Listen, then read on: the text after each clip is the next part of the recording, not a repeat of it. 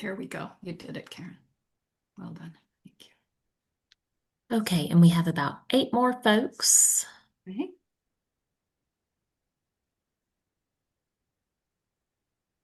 Let's give it 30 seconds Yep. and then we'll reveal the answers.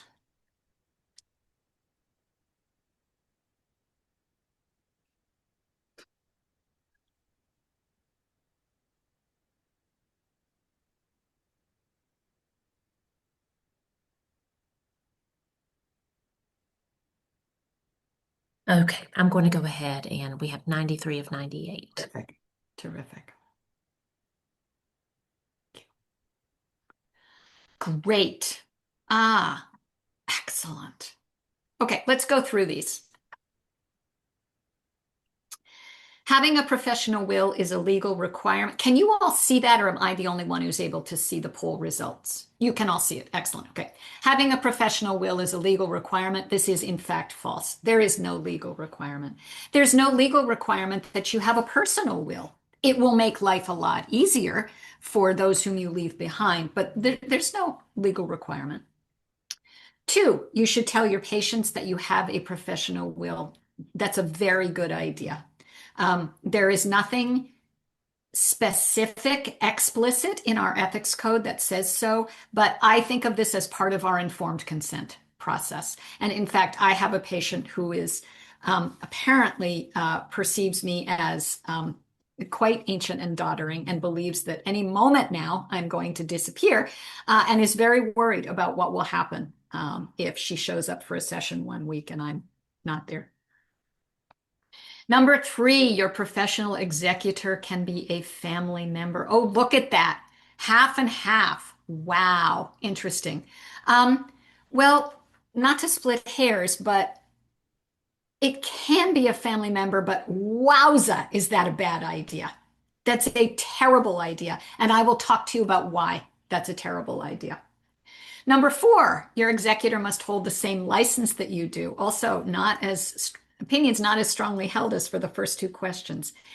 There is no requirement. It's a very good idea. And I'm going to talk about my what passes for retirement professional will. I'm going to show it to you. And that I had three therapists who did not have licenses as psychologists and why I made that choice and why my in what passes for retirement life, the executor does have the same license as I do, and why I made that choice. Number 5, you must have a signed business associates agreement with your executor. Be kind. Yeah. I mean, again, there's no must, but protect. If you have died, it won't hurt you that there's no BAA, but be kind to your executor. Have a BAA. And after your death, oh, I am so glad to see such knowledge here. And that after your death, no one can sue you or file a board complaint. To my astonishment, when I started doing this some years ago, that is false. And again, we're going to talk about, let me just go through these quickly. We're going to talk about what I learned about that and what our own board says about that. So here's our agenda for our time together. We're going to start by talking about the ethical context of change in general, a professional will in particular. Why do you need one? How to create one. And my intention is that that will take us to our break at 3. It may be we can expand our time. It may be that we will have our break at about 3 o'clock. We may continue with creating the professional will afterwards, depending upon how we're going. After which we're going to talk about relocating, ethical and practical considerations, anticipating retirement, even if you are mid-career, how will your professional will change? And here's how I'm going to handle questions and answers. I'm going to have some time before the break and at the end allotted for questions, and I'll make up some answers. But if you have a question while I'm speaking that you didn't understand what I said, or you didn't understand some concept that I gave, or you just cannot hold your outrage back another moment, please put it in the chat and Karen's going to watch over that. And she'll let me know because of course there's 100 of us here and you are in a tiny film strip along the bottom of my screen. Okay? All righty. Here we go. So this is actually an audience participation moment. What gets in the way of you creating your professional will? So feel free to unmute yourself and say.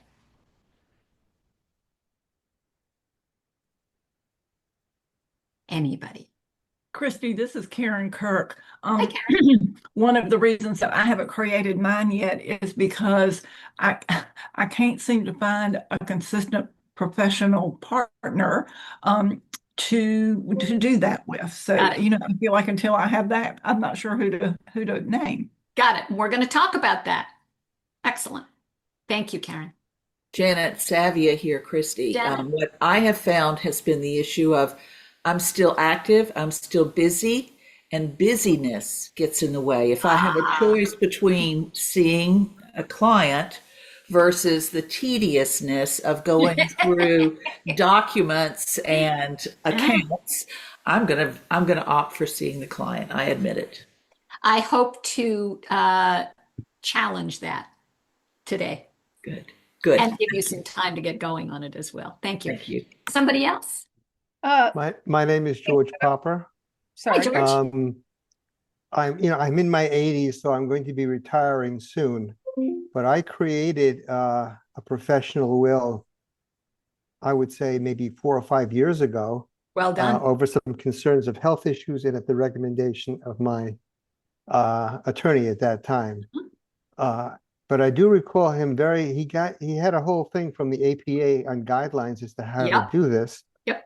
And one of the things he did say, and I'm looking at it now, it's strongly recommended that you have a licensed psychologist be the guardian of the records. And it has to be specific outline as to who that person is It does. and what you have to do in terms of getting him access to these records. Yep. We're So gonna talk that about really all of that. is, I'm not sure if it's a rule, but he made it to me as if it was a definite rule, you must do this. Because someone who's There not is no licensed. definite rule. It's a strong recommendation. We're going to talk about this. Thank you. Okay. That's great. It's great to highlight that. One more. What gets in the way of you creating your professional will? Nancy Waring here. I just keep thinking I'll do it later. Oh, yeah. Oh, yeah. And yet, which one of us would allow our patients to keep coming in week after week and saying, no, I still haven't done that. No, I still haven't done that. But yes, so true, Nancy. Thank you. All right, well, let's dive into the relevant ethical principles because I think it's important to have context for this beyond, oh, I know I should do this. We're going to go to our code of ethics. The first relevant principle, obviously, is do no harm. And the code says we take reasonable steps to avoid harming those we work with, whether it's clients, patients, students, research participants, so forth, to minimize harm where it is foreseeable and unavoidable. If you drop dead in the parking lot of your office, which happened about 5-6 years ago to one of our colleagues who did not have a professional will, nobody knew what to do. Colleagues were harmed, patients were harmed, what to do with the records. So eventually we are all going to die. You may be abducted by aliens to bear their UFO babies before that. You may retire before that. But we have an ethical obligation to minimize harm where it is foreseeable and unavoidable. 3.12 talks about interruption of psychological services. Now, the caveat they have here, the exception is unless we're under a contract. So, for example, I know Dr. Tonya Armstrong is here. I saw your name, Tonya. Hi. Unless you are so fortunate as to work for Tonya at the Armstrong Center for Hope, where you have a contract, I'm pretty sure, and she has other therapists lined up, ready to step in to take over your caseload. If you are in solo practice, You make reasonable efforts to plan for facilitating services in the event that those services are interrupted. And it could be illness, death. We're going to talk about my personal favorite, disappearance, which shows up later, retirement, or the client's or patient's relocation or financial limitations. We're not just allowed to stop seeing somebody from one week to the next because they can no longer afford us. This is the thing that, Janet, I think you were talking about, the daunting task of organizing our records and figuring out where they will go, where will they be stored, who will be responsible for them, how will they get access. But ethically, we are enjoined to make plans in advance to facilitate the appropriate transfer and to protect the confidentiality of records and test data as well, in the event that for whatever reason we withdraw from practice. And interruption of therapy. Again, we make reasonable efforts. So if you are about to go on family leave, there is a new child coming into the home, for example, this is another situation in which this ethical mandate applies to you. We make reasonable efforts to provide for orderly and appropriate resolution of responsibility. Yes, my DBT skills class co-leader, when she was in the delivery room, was calling her patients, returning phone calls. She's a doctor, as my father would say, she's a real doctor. She's a psychiatrist. She has an MD. So she knew that labor could take quite a while. But I do not recommend this. This is not self-care. Our paramount consideration has to be for the welfare of the client or patient, but I do not believe that that means that we should have to call them from the labor and delivery room. All right, so I'm going to ask you to engage with me in a thought experiment and consider the impact on your patients if you should become incapacitated cognitively, physically, if you should die or disappear, as I said, if you are abducted by aliens to bear their UFO babies. So let's imagine with me, if you will, that I live in Chapel Hill. I can walk to my office. It is about 1.5 miles, and I have to cross Fordham Boulevard, aka 15501. There is a light, and it has a left turn signal, so that as I'm standing ready to cross, over my right shoulder, there are people who have a left turn signal. I always use the walk signal, but by the time I get halfway across, I always look back over my right shoulder, because there have been times when drivers have decided either they didn't see me or they don't like redheads, and they've decided that they will blast through the intersection either in front of me or behind me. So let's imagine that happens. I'm on my way to my office. I have a 10 a.m. patient because I don't like to start early in the morning. And I am hit by a car, not just a car, I'm hit by an SUV. So I am now lying in this intersection. I am comatose. My leather bag with my calendar in it, my phone in it, my laptop in it is in pieces on the tarmac. People stop. They do stop, fortunately, mercifully. 911 is called. The ambulance shows up, and they whisk me off to the nearest hospital, which is UNC, which is not where my health care is centered. So there are no records on me. Somewhere in here, somebody figures out to call my husband. He's in my phone as my emergency contact. And if the phone has not actually been shattered, the police can call my in case of emergency contact. Here is one reason why it is a terrible idea to ask your family member to be your executor. My husband is now grief-stricken and anxious, I tell you what, and he is not an anxious man. And he's now racing to the hospital, trying to, if you've ever been to the UNC hospitals, trying to figure out where the heck I am. And nobody thinks, why would they? that I have a patient who's showing up in the waiting room of my office for her 10 a.m. appointment. So she's there. She's sitting in the waiting room in my office, which is a suite which I share with two others. And she can see the open door of my office, and she sees that I am not there. The bell rings for 10 a.m., which is usually when all of the cuckoos come out of the cuckoo clock, as it were, to retrieve our folks, and nothing happens. So she waits until my colleague Martha comes out of her door, and she says, "Do you know where Dr. Kristi is?" No. Martha tries to call me. Nothing. She tells the patient, "Why don't you go ahead and leave? I will call you and let you know what's happened if Kristi doesn't call you herself." She puts a sign on the door. And for several hours, that sign is on the front door of my office saying only that I'm not in. Nobody knows. She doesn't know. Martha doesn't know where I am. Nobody knows what's happened to me. And the next thing that will happen once they eventually figure it out is some stranger, unknown to my patients, will call them and tell them that I have died or am comatose and not expected to recover. I don't know about you, but certainly because my area of expertise is borderline personality disorder, my patients would not handle that well. I'm actually not sure any of our patients could handle that well. If you work with psychosis, for example, that's going to be a real challenge for your folks. If you work with depression or anxiety or PTSD, it's going to be really hard. So, what is our solution?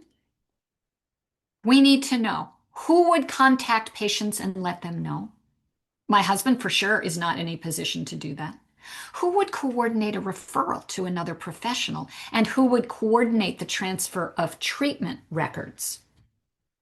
Which is a whole other thing, as we're going to talk about, because it's going to require releases of information, which I cannot participate in at this point. Your professional duties continue even when you are incapacitated by illness or by death. You are still responsible to care for your folks. You remain vulnerable to board complaints and or lawsuits. This is board complaints and or lawsuits, which is lawsuits are all about money.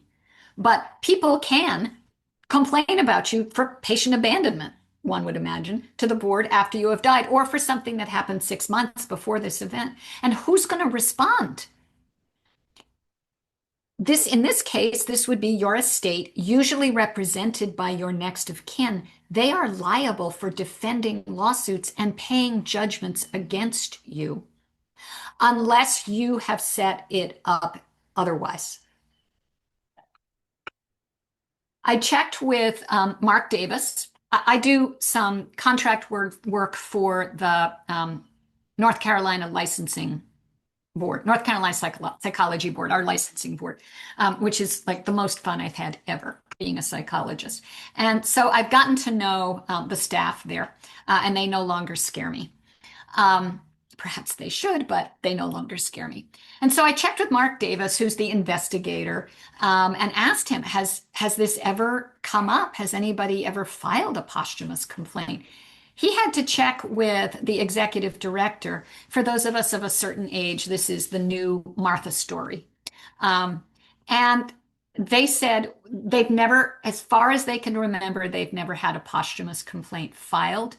And from their point of view, they probably wouldn't bother to investigate it because their mandate is protection of the public. And if you are dead or permanently incapacitated or have disappeared, then you can no longer harm the public. And so it would be unlikely they would investigate it. But he said, I've received a number of calls from folks seeking records after the death of their psychologist and not knowing where to turn.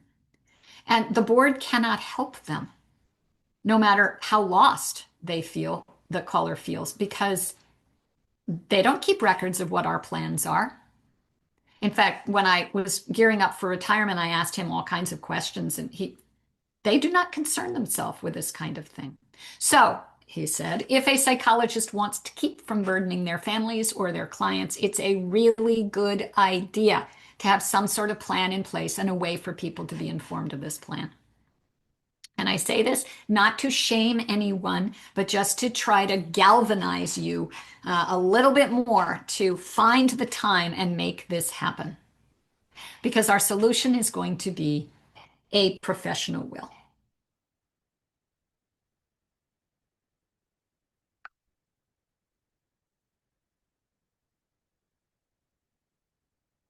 I've underlined the really important pieces here that we're going to dive into more. Well, we won't dive into incapacity or death, but we're going to dive into what do I mean by a directive?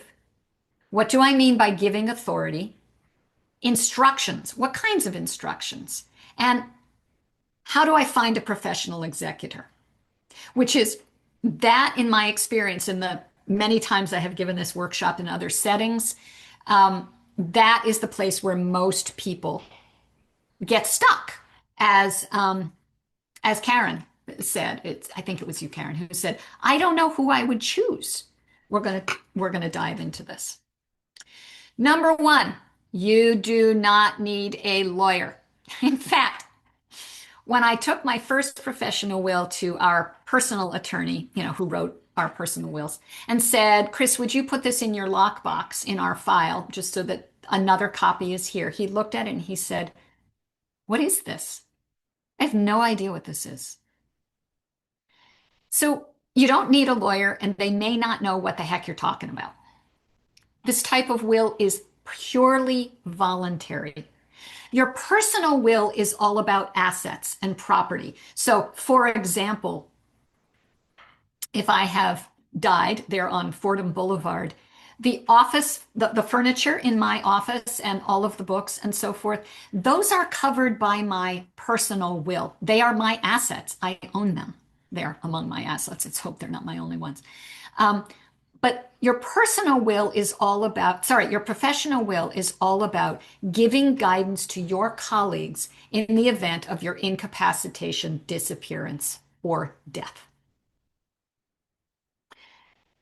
So let's start with the key issues. Choosing the right professional executor, that's a big one, of course. Informed consent to your patients about who that is and that you have one.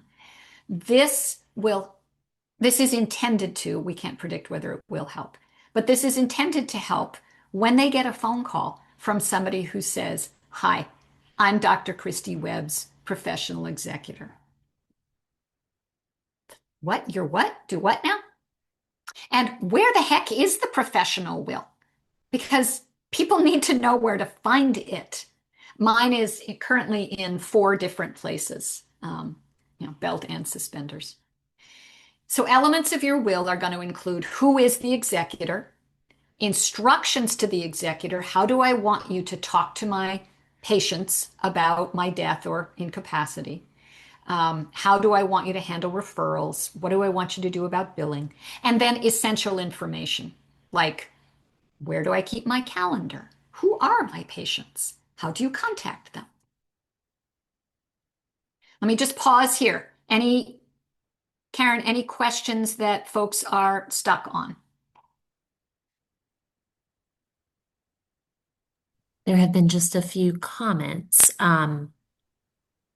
Just a few things. All of my records since 2011 have been digital. The executor Yep. has access to them. Yep. This manager is available for help. Yep.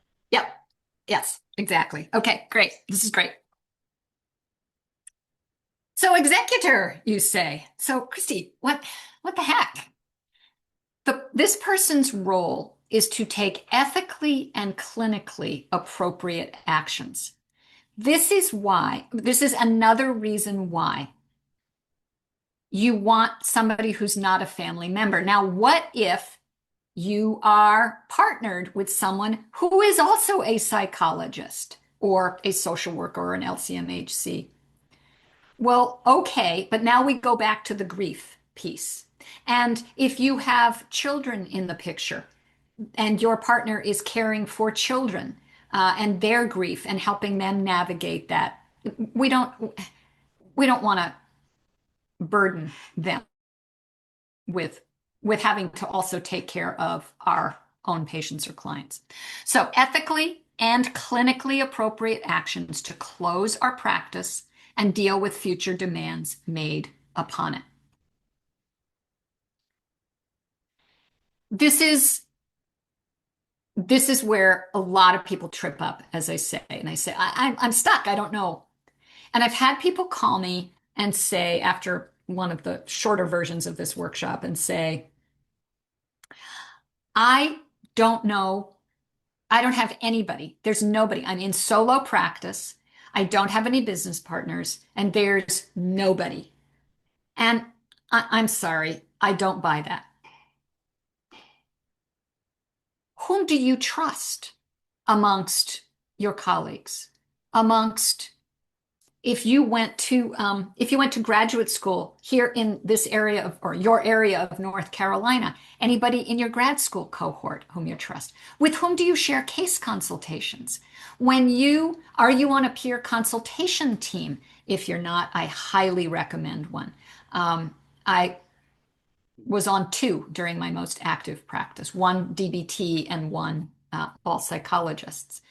Whom would you send a loved one to see? I find that's a place where many people can really resonate and say, oh, well, I've never met so and so, but seeing them posting on the listserv or having attended their workshop or having been at a conference with them. Yeah. Oh, I was impressed by them. I was impressed by them. Now, I'm not saying I was very impressed by Dr. Nusma yesterday talking about moral injury. I am not saying that I would email Dr. Nusma and say, Dear Jason, I really need a professional executor for my will. We've never actually met in person, but I'm not saying that. But I'm saying that is a starting place to begin to cultivate a relationship with them. This absolutely can be a reciprocal arrangement. I'll be your professional executor, you'll be mine. Absolutely. I've talked about the reasons why it's not a good idea to have a family member do it. Now, I can absolutely see that you might ask a family member to handle the financial aspects of your practice only. So, for example, billing. I do not, okay, let's just be really clear. This is not a judgment, this is a fact. I'm a cheapskate. I do not like to spend money. So I did not purchase any of the EHRs out there on the market. I have Kristi's EHR that I created many years ago, and it works really well, except my husband has to keep the program going.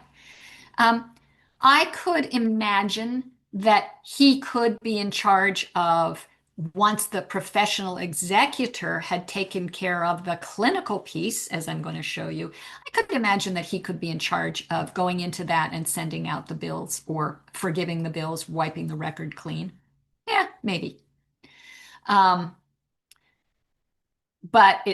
I'm going to try to keep him out of it for just out of kindness. So this is where it's so important that we know our professional community. And since March 11th of 2020, this has been more difficult, hasn't it?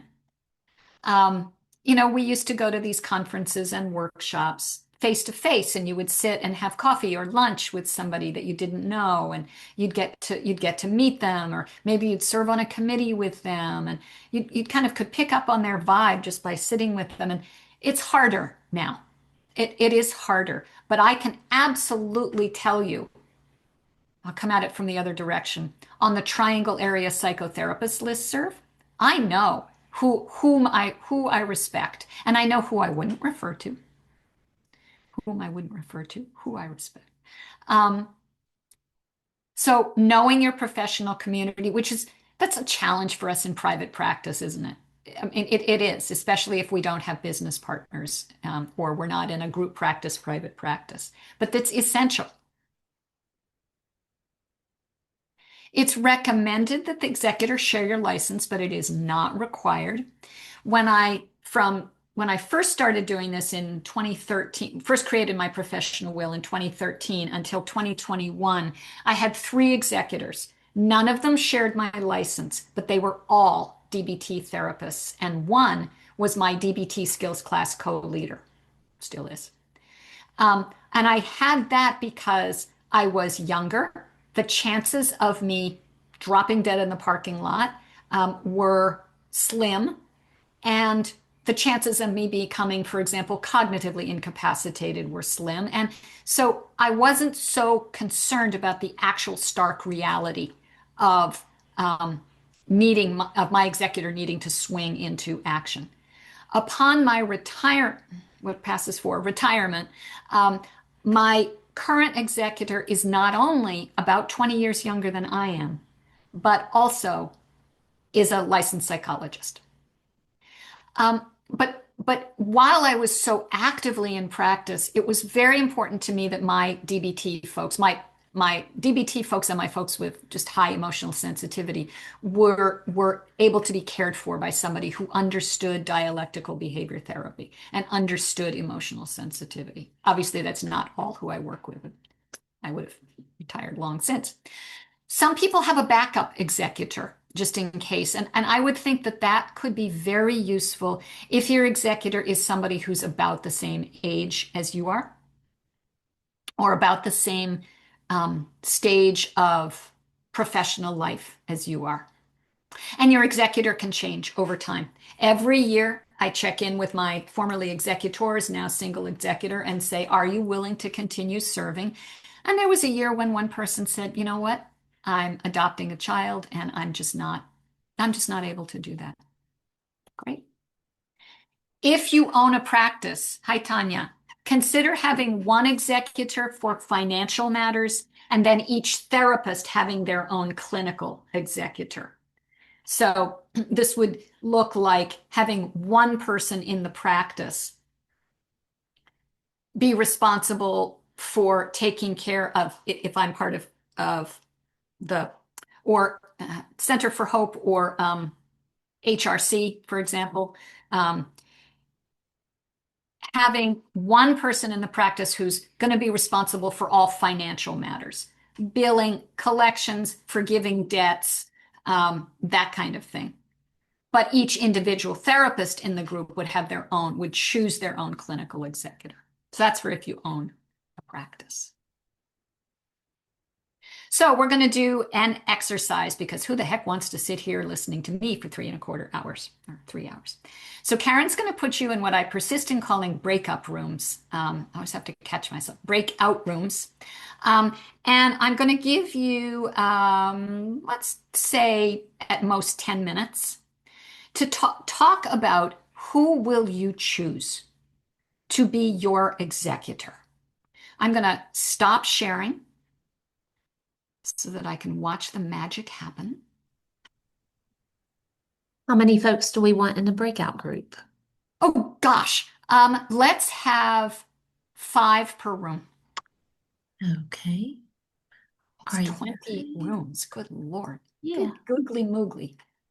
Okay, so I'm going to do this for you guys, and then it'll ask you to accept, and if you'll accept it, it'll take you there, and then I can pull you back. Any other instructions, Doctor? No, thank you. Again, the prompt is, who will you choose?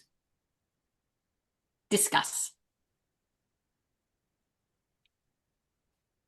Okay, guys, and you should be able to head in.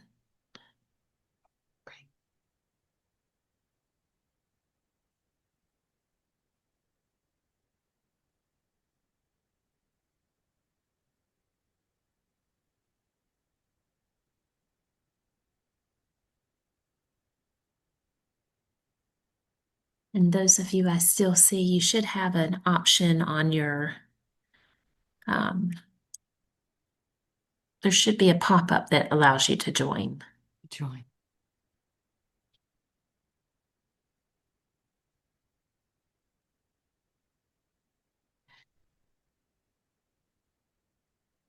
Or we can be a breakout room of our own. Let's do that. All right. So, Chris Clougherty, Stephen Felker, Dr. Joseph Apollo, Joe Tooley, Linda Wilson, Asia Marie. Talk to me. Or talk to each other, and I will just lurk. Who will you choose as your professional executor? I see you unmuting. Well, counter to your, wait a minute, Yeah, thank you. turn off your audio. Uh, let's see. I'm with another psychologist who's my wife. Ah, so just one of you turn down your volume. She should, well, she's in another breakout room. Okay, I've turned it down. Thank you. Yeah, I think we're still going to have that echo. Yeah. Well, maybe I'm not the one to Oh, no, ask. that's actually now we've lost the echo. Okay, all right. Well, my daughter's a psychologist, and I had thought about her, but after hearing what you said about the complication, I didn't even, even consider that she'd be incapacitated by her grief. I kind of think she could still handle it, given a little bit of time and a little bit of therapy if she if she sought it. And she would, because she's a good psychologist, and the good ones get their own therapy. So, my wife, after hearing what you said, I think would not be the person to do that. She is in I could let her speak for herself, but she's shut her Yeah. thing off there. And so she's in a group practice. I'm in a solo practice, and her group practice can handle Yes. and will handle any Yes. records requests and that sort of thing. Okay. Thank you. Sure. Chris Clougherty, why do I know your name? I used to work at the Durham Center, There you go. That's why. among many other places. Yes. Been years. Yeah, for me, I have a colleague that I've known for decades who's agreed the reciprocal agreement. Oh, wonderful. And I would probably need a backup because we're about the same age. Uh-huh. However, I'm in a somewhat fortunate position logistically in that I don't see clients anymore. And I just do some like review of documents for some providers. Uh-huh. So I'm very grateful that it makes it so much That'll make more, it so much easier. so much easier. Yeah, that'll make it so much easier. And so you may be more interested in what I'll say after the break, and I'll show you my current professional will. Right, great. But the Yeah. backup But makes the really good backup, sense yeah, I'm too. glad. I'm glad. Thank you. All right. Dr. Asia Marie, are you with us? This is where you find out who has stepped away from their computer. Dr. Apollo, you're muted. Can you hear me now? Yes. Okay. I'm in a similar position. I don't do any more individual therapy cases or individual clients. I just do consulting work for Social Security Administration and for a school system. Mhm. I assume the school system would find another person, but I don't know. I wouldn't know. But I don't know. I mean, that's the kicker, right? Right there Yes. but I Yes. don't know. Right. I don't know how they would handle it. And what about the folks? Are you in the school system? Are you actually working with students at all? Even No, though I'm participating in a group evaluation. uh-huh. And for Social Security, it's basically they do all the scheduling. I see the client write up a report. Uh-huh. Yeah. I remember doing that. I did that when I was There you getting go. my practice off the ground. There you go. Doing the testing and writing up the report. Yes. Yeah. So I agree. I think it would be wise to verify with the school system that if you suddenly didn't show up one day, they wouldn't just, consider you a bump in the road and go on. Right. Yeah. Good point. Good point. Good. All righty. Karen, how did you happen to notice, or is there a countdown clock on your end? There is not on mine. I mean, I did Did notice. not notice, but I think we would have about, I would say maybe 2 to 3 more minutes. That was my calculation also. Okay. Yeah. I will give the 1 minute warning in about 2 minutes. Great. Excellent. Yeah. Excellent. Now.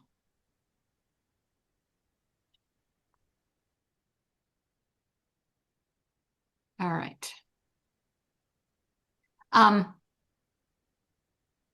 Everybody doing okay so far with the ground that we've covered? Yep. Yep. Yes. Yep. Okay. Okay. All right. Good.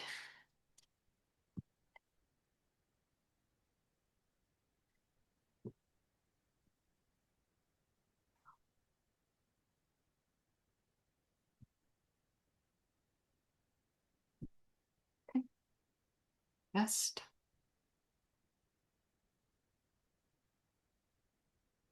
Okay, I've given everybody the 60-second Great. warning, so they'll And then start it coming it back. will just pull them right back in automatically. You got it. Excellent. Oh, people are coming back. Well, this is a good sign that you're all coming back even before your time is up, because that suggests to me that you have solved the problem. Hmm. And that you, oh no, oh dear, that you know who your hi, Chris Sappho, that you know who your professional executor will be.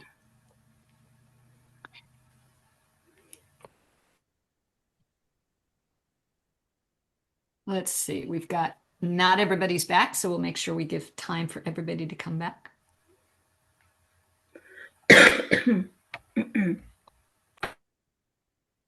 Hi, this is Alice Verstrat. And I'm just curious. We were just talking, and one of the questions that came up is, can it be someone who's licensed in another state? Unless they are a member of SciPact, no. Okay, They- great. That would be great to address with the whole group, because I know that, I don't know if my group members are back, but many of us who were talking about maybe friends from grad school and things like that, Yeah. they're now in different places. Yep. So that would be a great thing to tell us that, Yes. that we Good can't, point. because it was an instinct to reach out of state. Sure. Sure. Thank you, Alice. That's an excellent point. I'll be sure to address that once everybody's back. No. We should have everybody back now. Okay. I've lost the thing at the bottom that tells me how many people are here. I had it, but We're it's gone. here. We're here. All right. Thank you. All right. Thanks, everybody. So talk to me. I know that one group came up with lots of ideas of folks with whom they went to graduate school. And the question was, can you choose a professional executor who's in another state? Not unless that person is also licensed in North Carolina and or is a member of SciPact, because they are going to be having to deal with some clinical issues. And again, we want to be kind. We don't want to put their license in jeopardy. What else came up? You now have a professional executor, or you have ideas for, I'm going to actually stop sharing for just a sec. No, stop sharing. Thank you. You now have an executor, or know who you will ask, or you're completely lost. Well, one of the questions that came up in our group was psychological testing. Yep. You know, you may not have an ongoing relationship with that person, Right. but you've got huge number You of do. records that you got to hold on to. And then the issue also came up, at least from my perspective, well, the other psychologists as well, is when we were required to go to EHR, the electronic medical records, Yep. all that stuff was put in there, you know. Yep. Yep. And you know darn well when you've done hundreds of those evaluations, probably more than 1,000 in my case, but Yeah. even more than that, over many years, something's not going to be in there. Yep. You know, I mean, it's almost impossible. But what happens is you have it all in the electronic record. Whatever paperwork we have doesn't exist anymore. You know? Right. Right. So that's So kind of an issue. when we talk about records, we're going to talk more about the ins and outs of electronic records and testing records and protocols. And again, this argues for having somebody who has a psychologist license. Yeah. Because the issue there is not notifying clients. The issue there is preserving the confidentiality of the test records and also preserving the confidentiality isn't quite the right word, but we don't go, tossing a whisk or a whims, out there on Instagram and saying, "Hey, look at this great test." I actually did have a friend who posted some Rorschach, not a psychologist, who posted a couple of Rorschach cards on her Facebook feed. I just about lost my mind, but then I learned it is in the public domain. Right. Oh no. Well, clearly many of you did, Now, but on I the, just about lost my mind. on Okay. on the testing records, at least in the last 2, 3 years, I was not one of the people. But all that, even test administration is electronic. Yes. So it's automatically in the Yes, system. it is. Yes, it is. Yes. Okay. We'll talk about EHRs here in just a second. Kristen Vallis, you had a question. Oh, yes, your question was about SIPACT. So can you restate your question, or I can find it here in the chat maybe? You just said that if we're North Carolina licensed, well, Right. if we're SIPAC certified, should we also then have someone who is also Yes. SIPAC for our SIPAC clients? Yes. Yes. Sorry, that was kind of what I meant to say. That's the other half, isn't it? It's the other side of choosing an executor who lives in another state, and is licensed in that state. They better be a SIPACT person. And if we are a SIPACT person, yes, we would need a SIPACT psychologist to be able to take care of our patients or clients who are in another state. Yeah, thank you. All right. Any other urgent statement that you need to make? Any other urgent point that you need to make from the breakout rooms about who will you choose? All right. Let me go back to. Now, let's make sure I haven't missed anything. I have not missed anything.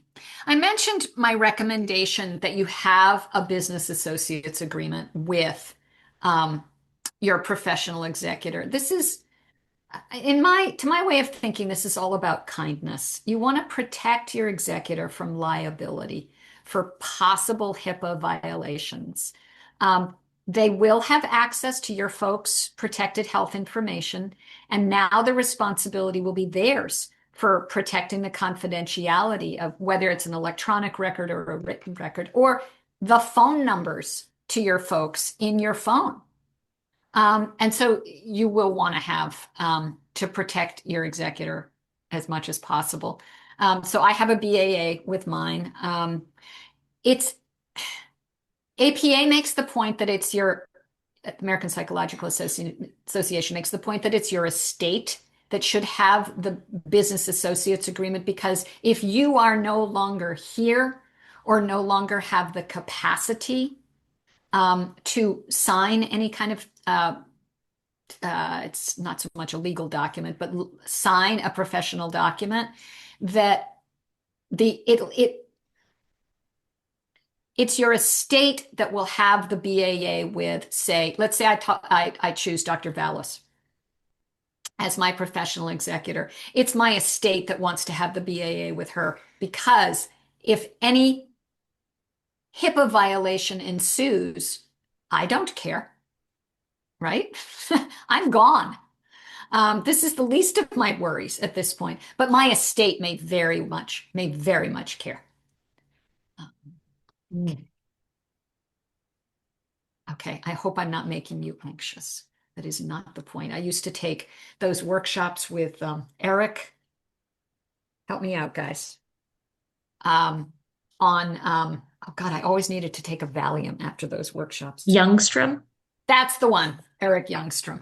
Oh my Lord, I came out of those so anxious. So that's not my intention here. So I mentioned authority and giving your person authority. You're going to want to write a statement to that effect. I authorize my professional executor to act on my behalf, to delegate responsibilities as detailed below, and so forth. And I want my decisional incapacitation to be determined by a licensed psychologist. I mean, I'll say physician, but I'd actually prefer it to be a licensed psychologist, because, that's what we do, is testing. Not the only thing we do, but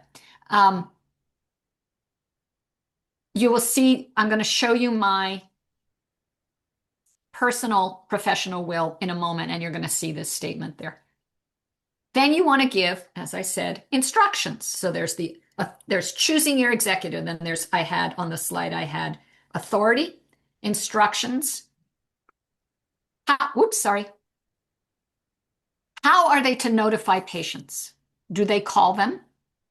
Do they wait for them to come in for their next session? Do they email them? Please don't do it by email. Do they signal text them? How do you want to handle that? What should they do with your records? Please, you want to instruct them to please let the licensing board, any of your membership organizations like NCPA, if you are in network with insurance companies, your web host and your EHR all know that you're no longer in practice. Your executor, if you want to give them this power that they can bill your estate or your LLC or PLLC for your time, I think that that's a professional courtesy. Anything else belongs in your personal will.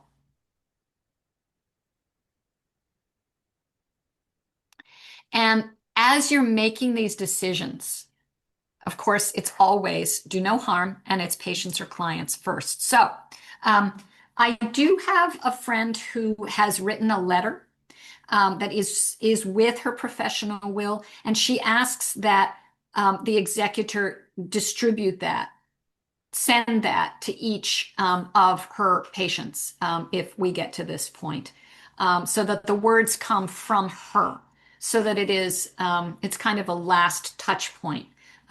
If it were from me, it would be the last touch point with me. And that could be very important to some of our folks. At the very least, you'll want to give the executor guidance about what to say. Because remember, even if they're not your closest personal friend, you have some kind of a relationship with this executor, and they're going to have some feelings about what's happened to you. And so giving them some guidance is, again, kindness.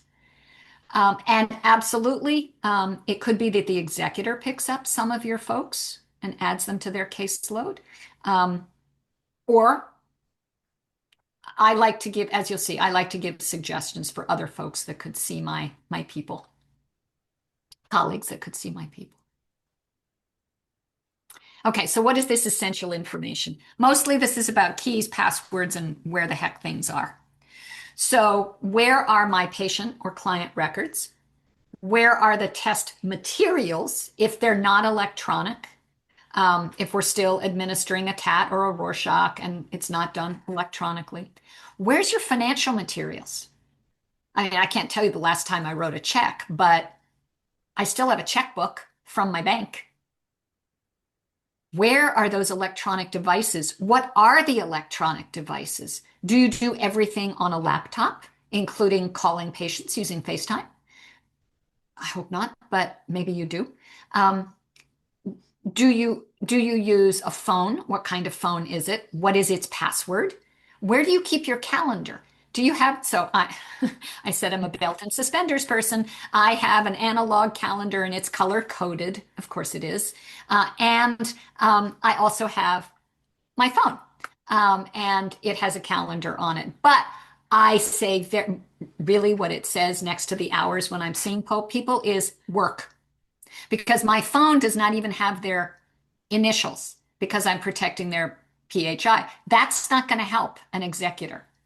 Work is not, that's not, 10 a.m. on Monday, work. That's not going to help them. And patient contact information, where is it? We are supposed to, and I will tell you that I do not know a single psychologist who does this. Maybe I'll meet some today. We are supposed to use a code name or code number for every person that we see. First name and last initial is still considered a violation of PHI. I do not know, as I said, I don't know a single person who does this. But if you do, it is especially important that you divulge what the code is. Are you maybe like Papa Siggy? And, so if the patient's name was Agnes, then her name in his writings was Bertha. We go one letter later in the alphabet. Tell your person so that they're not guessing. And I'm sorry to harp on this, but organize your records. I know, like so many of us, not so much now because I am seeing fewer patients, but I had on the edge of my filing cabinet, I had a whole stack of files that were just waiting to be filed. And at best, I would shove them inside the locked filing cabinet when I left for the day, just in case somebody broke into my office. And eventually, like 6 months later, I would get right down to organizing those records. And the same thing with electronic records. Like progress notes can sit on the electronic desktop for quite a while. Or the progress notes aren't written. So again, from Mark Davis. He followed up on my email asking about posthumous complaints to the licensing board, saying that he had received a call or an email from somebody at a property management company saying they have an entire office filled with records from a psychologist who had died 3 years previously, had no professional will, had worked alone. Now, one imagines that the psychologist's body was not decaying or mummifying in that office for those 3 years. One imagines that maybe the death happened elsewhere. But apparently it occurred to nobody, because there was no professional executor, to go and deal with the records. To whom should they go? Where should they go? The property management? I mean, the HIPAA violation right there just scares me. So we are caring for others. We're caring for our clients or our patients. We're caring for our professional executor. And as I mentioned, I like to keep mine up to date. You'll see that I have a statement that this replaces previous versions, and I get mine notarized because then there's a witness and I get it re-notarized each year. And that's a free service. The hardest thing is finding a notary, although I have one in my neighborhoods. So let's look at an example. Now, Dr. Engelstadter mentioned, no, or maybe it was George Popper, I think, who mentioned that there's an APA template. And so that's what I'm showing you. The link is in the handouts.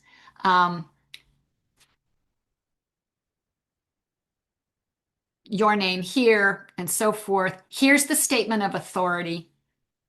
If there's an attorney, look at that. Files, passwords, and contact lists.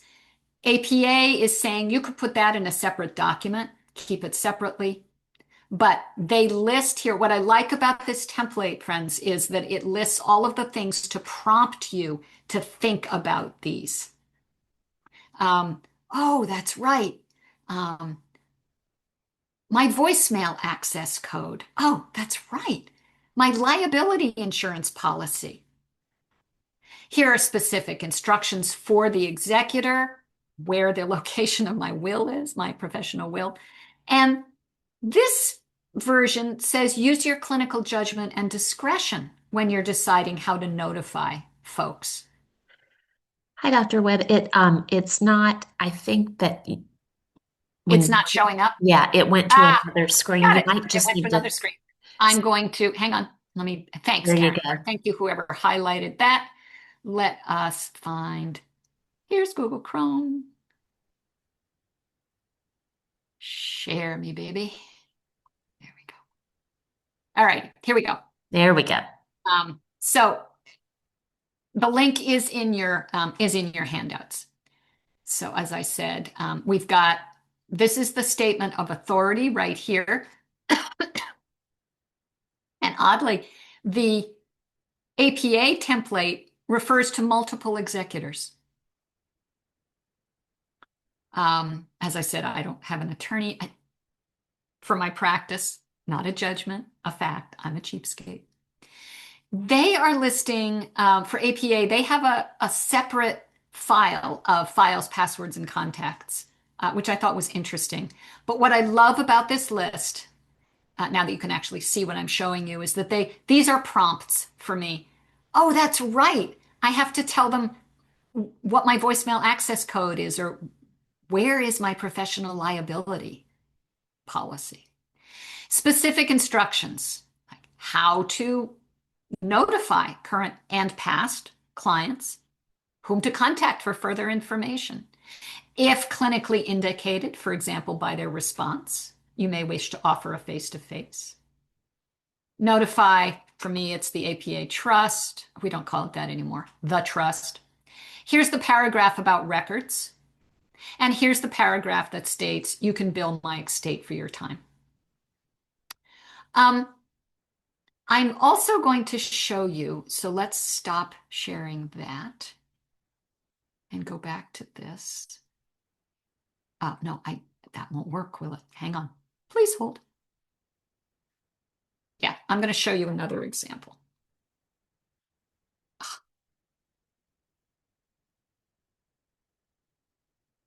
Gotta minimize you. This is so much fun, isn't it? Technology. And just to think, 7 years ago, did any of us know how to do this? We've gotten so adept. No, not that.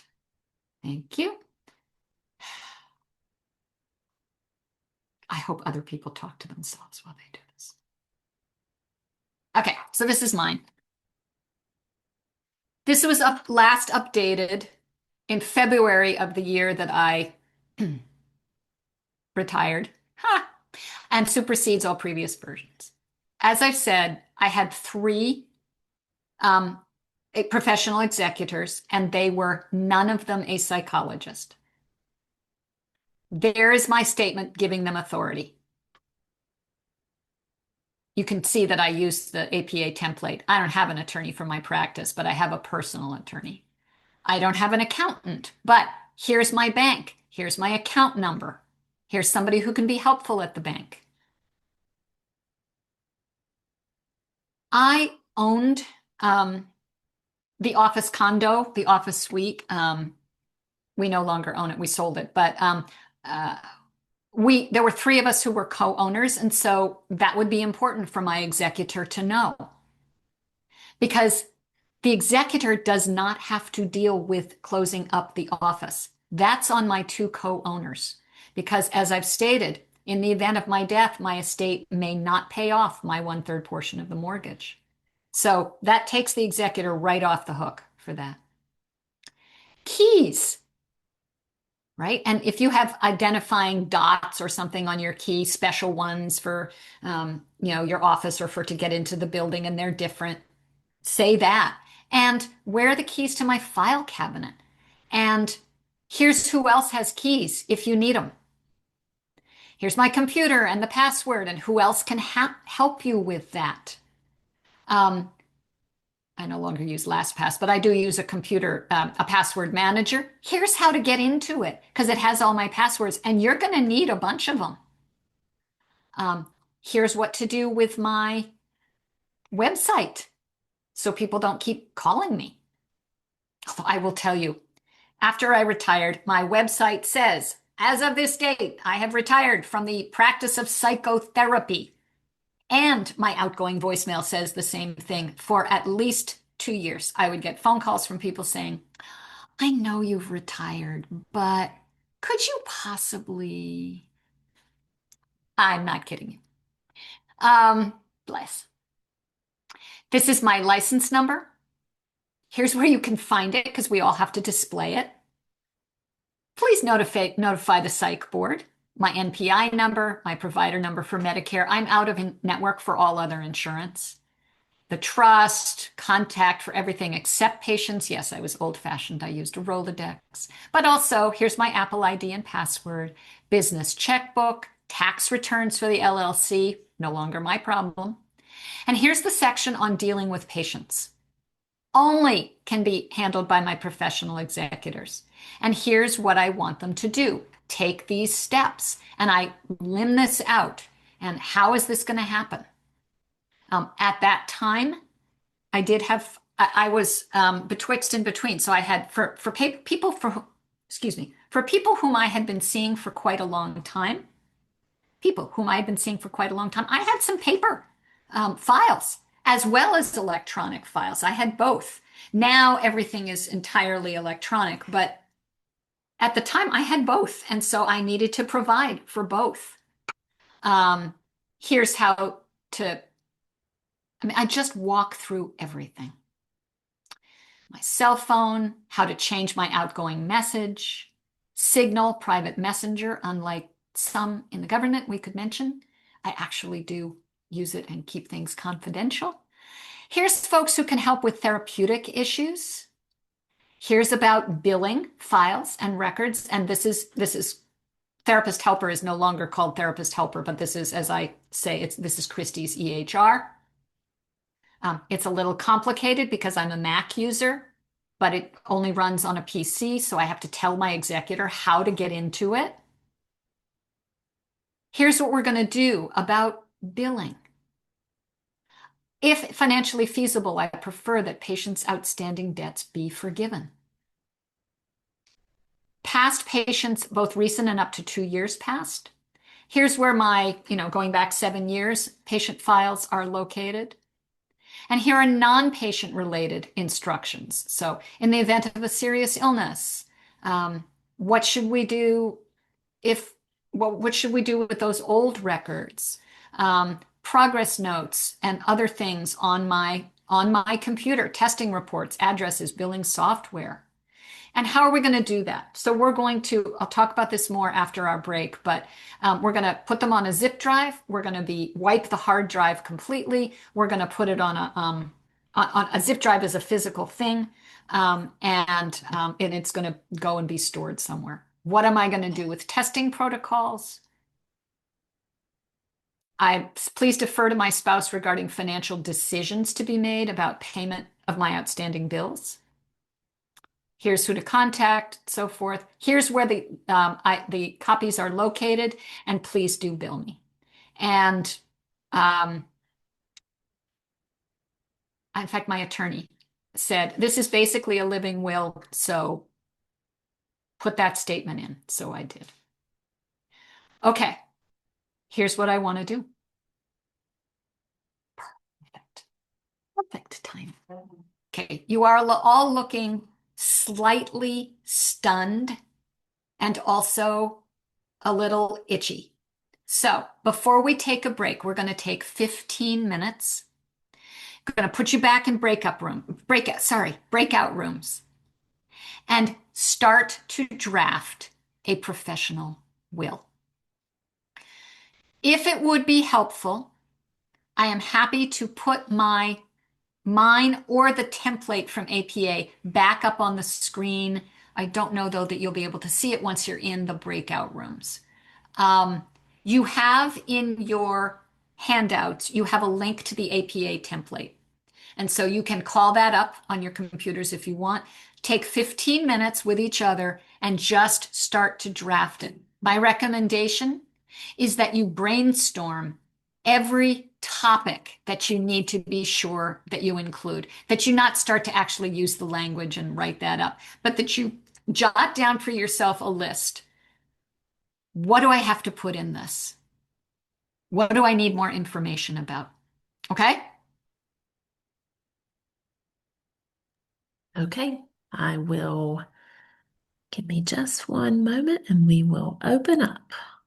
Kristi, Yes. as we transition to this breakout room, Hi, Tanya.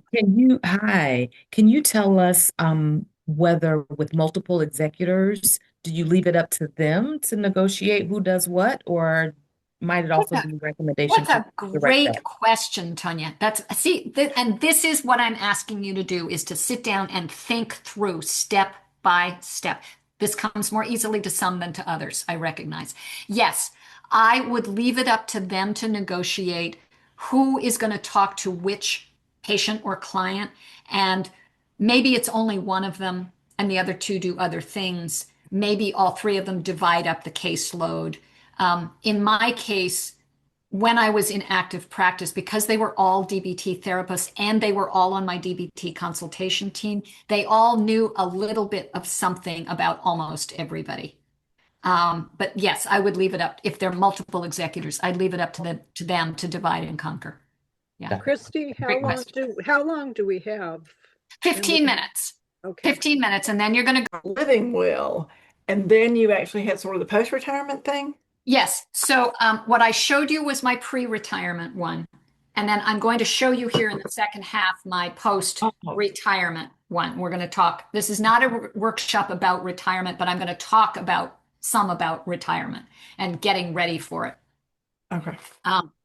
And I would say they're both actually living wills because they are directions for what should happen if I'm incapacitated, disappeared, or have died. I got some questions that I looked at the chat while we were, sorry, Michael Bradley, while we were on break. I indulged myself in sitting back down in my desk chair. Could we have a mutual list? Would people be interested in gathering a list of executors? I thought that is an awesome idea. And Karen can help you, or you can organize this in the chat. Absolutely, but Karen can help you create such a group. I love this one. I have to say that although because I'm a Medicare provider for my sins, yes, I have to change my password every whatever it is, 30 days, 90 days, and it's, the blood of a unicorn and turn around 3 times and, pat your head and rub your tummy and yeah. So what to do about that? Because I can say in my professional will, the password is this, but it won't be the password anymore. At that point, we're going to rely on the intracranial capacities of my executor to figure out that, oh, that password is no longer, it no longer pertains, and I'm going to have to contact Medicare. That's really the one that for me would be most salient, one that has to be changed fairly regularly. I'm an employee of a practice. Do the clients belong to me? I would say that is a question to take to the director of the practice. I can think in some practices, yes. In some practices, no. They are the they are the clients of the practice. So that would be something to take to the director.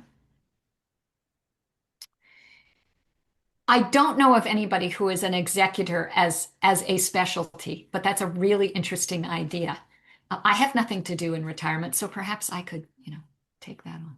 And the relationship between your personal and your professional estate. The way I think about it is my personal estate is assets and money. It's anything to do with the books on my shelf, the furniture in my office, and my professional estate doesn't have anything to do with money.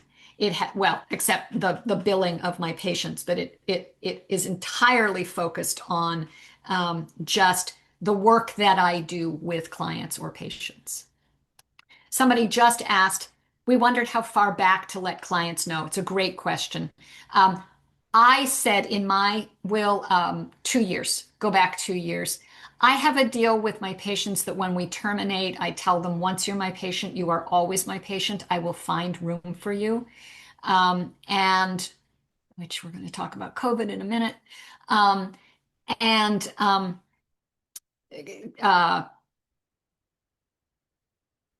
That means that people, it could be more than 2 years that has happened, that they still want to come back 4 years later. Some major life change has happened, but I would say 2 years for sure. I think that was all of the questions that I got. Can I ask one more question related? Of course. Because I've talked about this in both my groups now. This is a very long story about why I have so many referrals, but I test kids and I take every Medicaid and every insurance. So I have a very, very long wait list. Like 2,000 people. It's ridiculous. Oh. Wow, But you must my be really question good. is, well, thank you, but I don't know. I think it's just because there's nobody else that does it. It's more about volume and demand. Take the compliment, Karen. Say thank you and shut Thank up. you. Thank you. There you Thank you. Thank you. So then I would love to think about what my responsibility is, at least to the referral sources. Absolutely. Absolutely. So this is where I would add in the instructions to my professional executor. I have a waiting list. It is very long.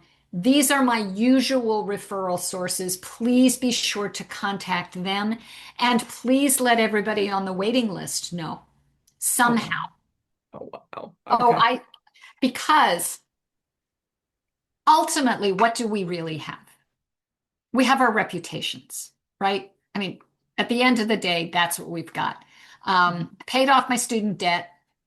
Now got all my training. Ultimately, my practice rests on my reputation. And even when I am circling Mars with the aliens, I still want my reputation to be a source of pride to me. Even in death, I would want my reputation to be a source of pride.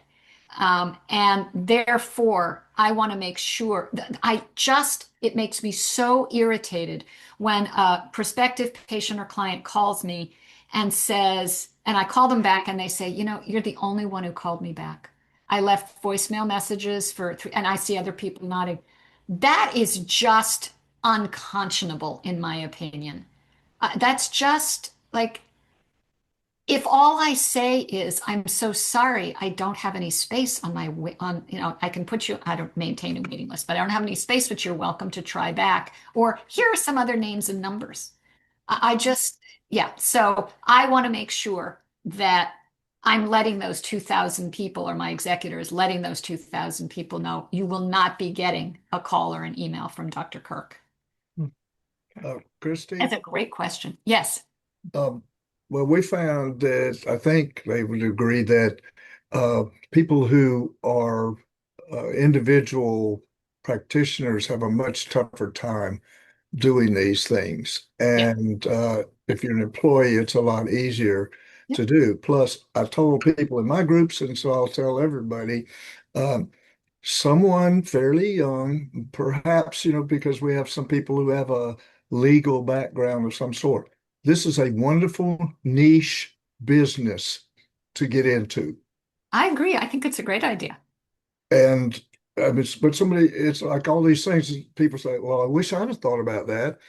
Well, somebody can think about it. Yeah. Because lots of people would want somebody. I mean, we have booklets on how to carry on a clinical practice. Yep. And all these different things. So anyway, somebody's got a great situation. It's a great idea. I think it's a great idea. All right, we're going to move on. Was one other thing that I wanted to say in the housekeeping sense, and it's gone at the moment, but it'll call back if it was really important. Okay. Let's do this. Nope. Let's share.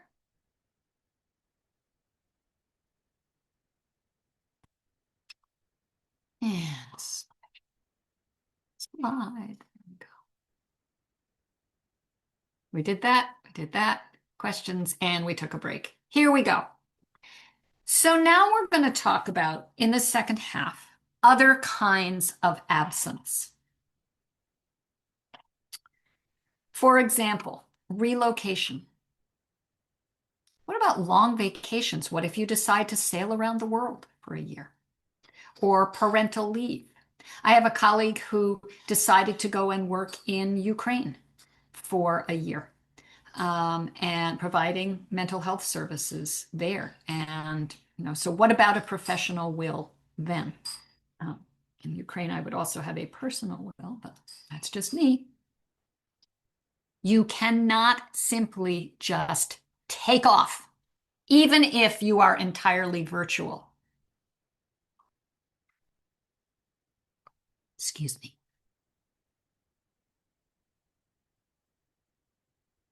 Because from your patient's point of view, if you're gone for parental leave, if you're gone on a long vacation, if you've relocated, we'll talk about SIPACT in a minute, but if they can't see you face to face, if they can't call you for, in my case, it would be about skills coaching, if they can't get you to fill out their disability evaluations, you've died. You're no longer theirs. You are no longer accessible. And so this requires also some form of your professional will. Now, the exception would be if your practice is 100% virtual and when you relocate, you are staying in state. You're moving from Chapel Hill to Asheville, for example, um, or you are a member of SIPACT, but SIPACT actually makes it even more complicated. I'm going to guess that probably fewer than 50% of us here are actually in SIPAC. That is just a completely uninformed guess based on my experience with colleagues. But if you're in SIPAC, how are you going to find coverage for the people who are not in your community? And we're not talking death, dismemberment, incapacity, disappearance. We're talking about you've moved to a different area. You're taking a break. You're going to go serve in the Peace Corps for 2 years and then come back. You're on a parental leave for 6 months, 9 months, a year. How are you going to find coverage for those people who are not in your community? Where will your records be and who will have access? Is it on your laptop and does that go everywhere with you? Do you have a desktop? Right. And remote practice is always tricky when it comes to suicidal ideation or non-suicidal self-injurious behavior. How are you going to handle this? Because in SIPACT, we are advised to know, just in any virtual practice, we're advised to know how to reach the 911 services in the community of every person that we see. If they are rural, how do we reach the sheriff's department or whoever else would go and do a wellness check or would do a wellness check, or if the patient is on the video call with you threatening suicide, how are we going to deal with that? So it gets even more tricky in my experience when you're inside PACT. So do have a professional will for these kinds of eventualities. It will be similar to the one that you will create for your retirement, which means it's a lot more basic, as we're going to see. Now, as I said, this is not a workshop on retirement, but I need to, in order to give you context, I need to talk about working towards retirement. Hang on, sorry. We're going to do another pre-test. Karen, where's my Karen? There's she. Nope, that's Karen. Okay, there you are. I just didn't see you. Yeah, I'm here. Great. Okay, we ready? We're ready. Just 4 questions, friends. Okay.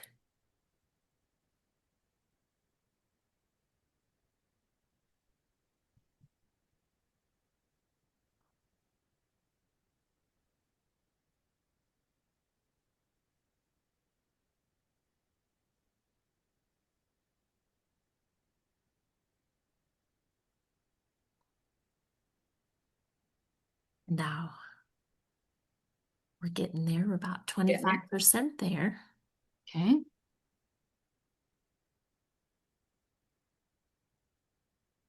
This is not a scientifically conducted survey, right? Like scientifically created or conducted.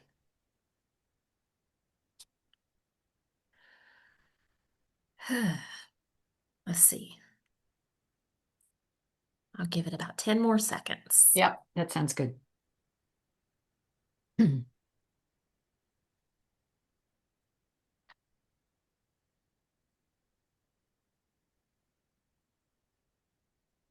Okay. All right, let's see. Survey says. Question 1, you should start planning for retirement about 1 year before your planned date. I apologize, it was kind of a tricky question. I didn't mean it to be, but those of you who answered false, yep, that's it. About 1 year before your planned retirement is way too close to your retirement to start planning. The recommendation is that you start planning in mid-career, as we will explore. Once you're done, you're done. You have no further obligations Excellent job, everybody. I'm very proud of you. False, false, false, false. Question 3, now that you're retired, feel free to let your former patients or clients friend you. Nuh-uh. Nuh-uh. And APA's ethics code actually addresses this, not head on, but does allude to it. And psychologists who titrate down from full-time work to full retirement fare better physically and mentally than those who simply turn off the lights. That is true. There is research on that. And by titrate down, I'll tell you my story of trying to do that. We mean moving from your full-time, however many hours, however many patients each week, slowly, gradually seeing fewer and fewer and fewer. Thank you, Karen. Okay, we did that, we did that, we did that. Retirement is a process. It is not an event. If you want an excellent workshop, recorded workshop on retiring, the Trust has one. It's hosted by Joe Scroppo, Scroppo. I found it really quite excellent. I took a retirement workshop here with NCPA some years ago. Steve Mullenix and Maria Steketee gave it. That was actually also really excellent. Sadly, they both now, retired. Oh, we recognize this, right? This is Prochaska. So pre-contemplation, what I really hope is that by the end of this workshop, you've moved into contemplation at least. Maybe you're in preparation. You might actually have already taken the action. Some of you have said that you've basically retired, and so you're in maintenance now. And you just need to know how to create a professional will, which I applaud. But this applies to us, not just our patients. So contemplation is going to start, we hope, early in your career. You're saving money. You're having a general career plan for at what point do you think you might end, decrease, or transition your practice to teaching or to consulting, or maybe you want to give it up entirely, or maybe you want to become a professional executor for 48 different psychologists. Having a general career plan. I don't mean to hold myself up as, the banner of do what I do, but I will say that when I was in graduate school, I knew what my career plan was going to be. Now I was a midlife career changer. I was 35 when I went to graduate school for psychology. So that made more sense, but there you are in your 30s. Absolutely. Start thinking about what is it going to be like as you get to the other end. How, it really is. It's just like what we ask our patients when they come to us for the first time. How will you know when we're done? What will be different when Hello, there you go. What do you want your life to look like when therapy is over? How will I know that I'm done being a therapist? So I'm going to weave in my own personal story because I keep alluding to how I'm failing at retirement, and also you're going to see my post-retirement professional will. So I had always thought that I would retire at the end of 2024. Would work with, Social Security and payments and all of that stuff. And then COVID hit. Now, I do not mean to be crass, but for many of us in private practice, financially, COVID was very generous to us. For myself, I got some kind of a stimulus check of some sort from the administration, just for being a psychologist. And as I mentioned, once they're my patients, they're always my patients. So I had a number who came back, even just for 1 or 2 sessions. I added an extra day a week when I was seeing folks. And I felt a responsibility to offer some work to some of our frontline workers, whether healthcare workers, grocery workers, and so forth. And so I needed more therapy slots, some of them pro bono, some of them not. And this was exhausting, as we may remember. It was exhausting to do this. And there was a set of circumstances in our family. There was a death, and that kind of changed our calculation on many things. And one morning at breakfast, my husband said, "What would you think about retiring in 18 months?" And I said, "Oh, yeah. Oh, yeah, I'm ready. Yeah, let's do it." And that gave me, now I had already thought about what I wanted my life to look like when I finished being a psychotherapist, which I still haven't done, by the way. But it gave me 18 months to be planning. And I would say that I used every moment of those 18 months. I started with our ethics code because we're focused on a big life change. Yay! I get to travel all the time. Yay! I don't have to be guided by a schedule, by the clock in my waiting room. Yay! I won't get all of those phone calls. I took phone calls from 8 a.m. to 10 p.m., 7 days a week. But your patients or clients are going to be focused on a big loss. So how am I going to take care of them through this? Let's just review. We're going to avoid harm. We take reasonable steps to avoid harming, to minimize harm where it is foreseeable and unavoidable. There is foreseeable harm, and it is unavoidable harm when we leave the field. Leave the fray, let's say. I don't mean leave the field of psychology, but we leave the field of play. Unless otherwise covered by contract, we're going to make reasonable efforts to facilitate services for our folks. I curated every single patient's move to a new therapist. Not everybody wanted to go, but I was ready. Some have decided that I don't know, I had broken them or spoiled them or something, and so they didn't want to go on to work with anybody else. But I had somebody in my mind ready if they said, yes, I would like a referral. And then I would talk to the psychologist or social worker, and I would facilitate the connection and help them make that transition. I made plans to facilitate the appropriate transfer and protect the confidentiality of records and data, and orderly and appropriate resolution of my responsibility with paramount consideration given to the welfare of the folks with whom I worked. There's going to be lots of factors that will impact how each of us experiences retirement. Age is one. If we retire earlier, we have more time and more energy to do things like, hey, I think I'd like to learn how to be a ballerina or a cowgirl. That's not going to be so possible if I retire at 85, for example. Nothing wrong with retiring at 85. It's just a different calculus. Our health, not only our own, but those of the people around us. Money, of course, and when government benefits start.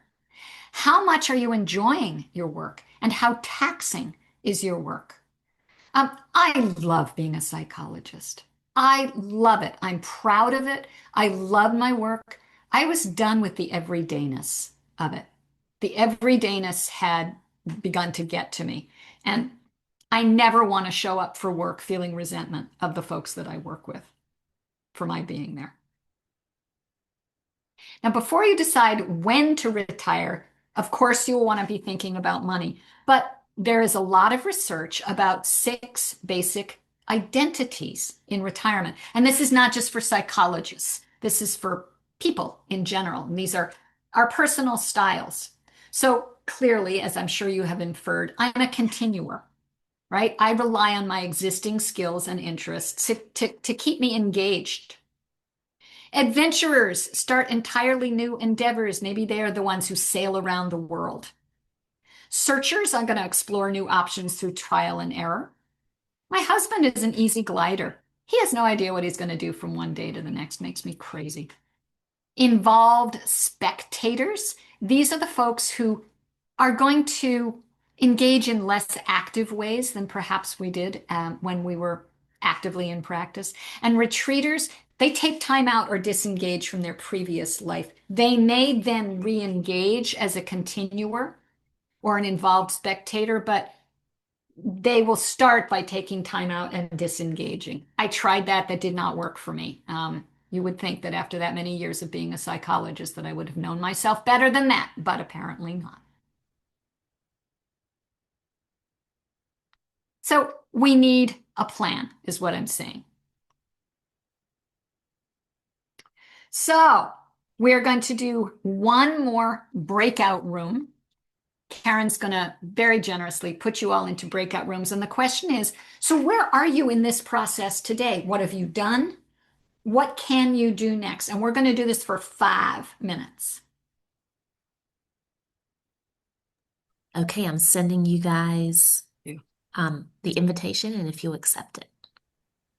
Asia, you're going to get kicked off. I'm so sorry. Just come on back in. We've already learned this about Asia.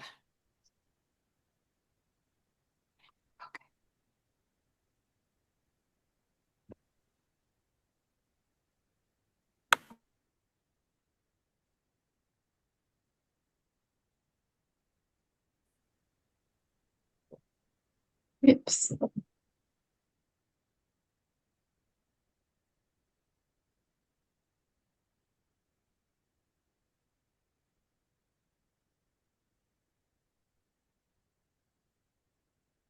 Leslie Smith looks like she is frozen.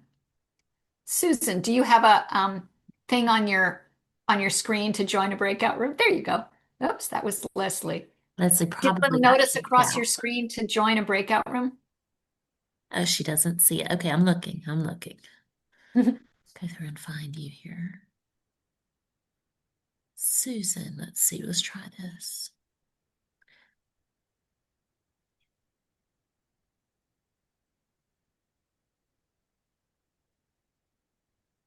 There we go. There we go. So that was exciting. There I am coming Hold back on, from hold one moment, Kristi. Yeah. I'm going to just okay.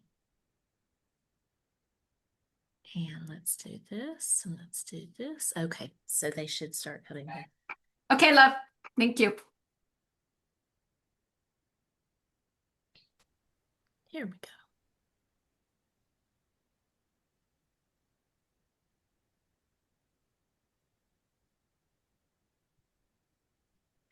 And we're down to 38 seconds. Okay.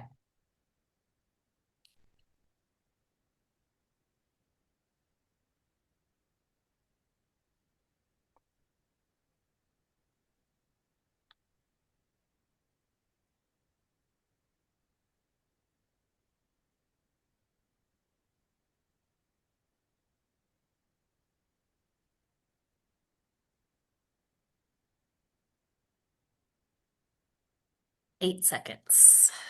And then they would just pop up. Like.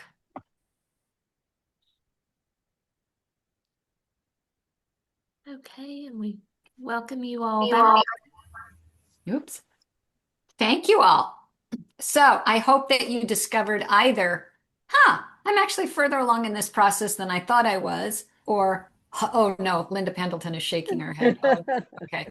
Okay. Again, this is not to alarm you or depress you, but perhaps to encourage you to take next steps. All right, let me get you. Nope, that's not it. Technology is so helpful, isn't it? Jeez, come on. So when you are ready, I did this 5 months before I actually retired. You're going to tell your patients about your decision to cease practice, and you're going to stop taking new cases. You know, in psychoanalysis, they say you give them 1 month of notice for every year that you've worked with them.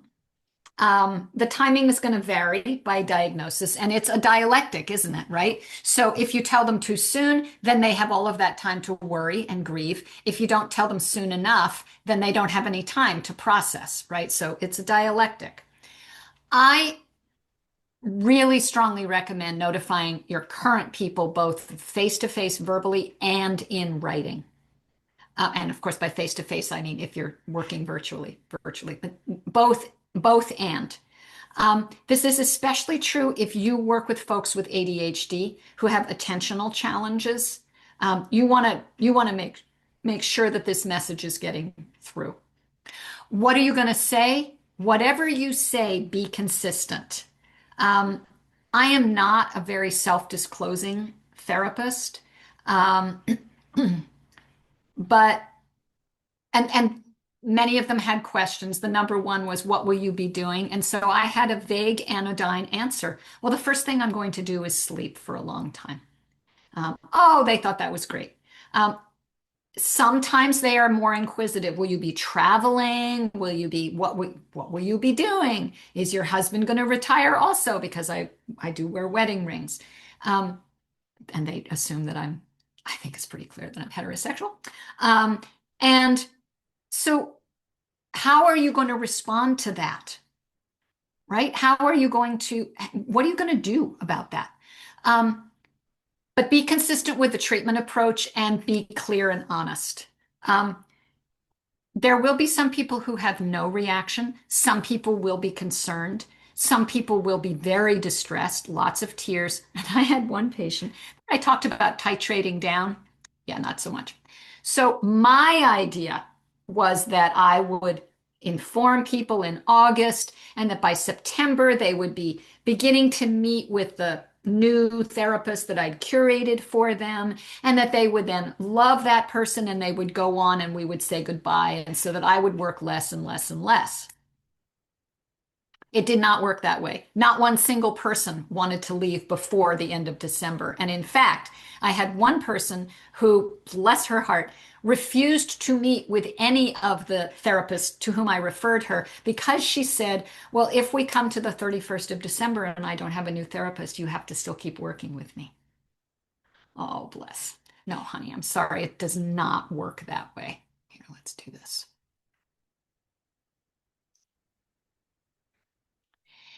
You will want to know your state laws about notice to current and past patients. And this is true, not just North Carolina, but remember, if you're working as a SIPAC person, and about records retention. So let's look at each of those.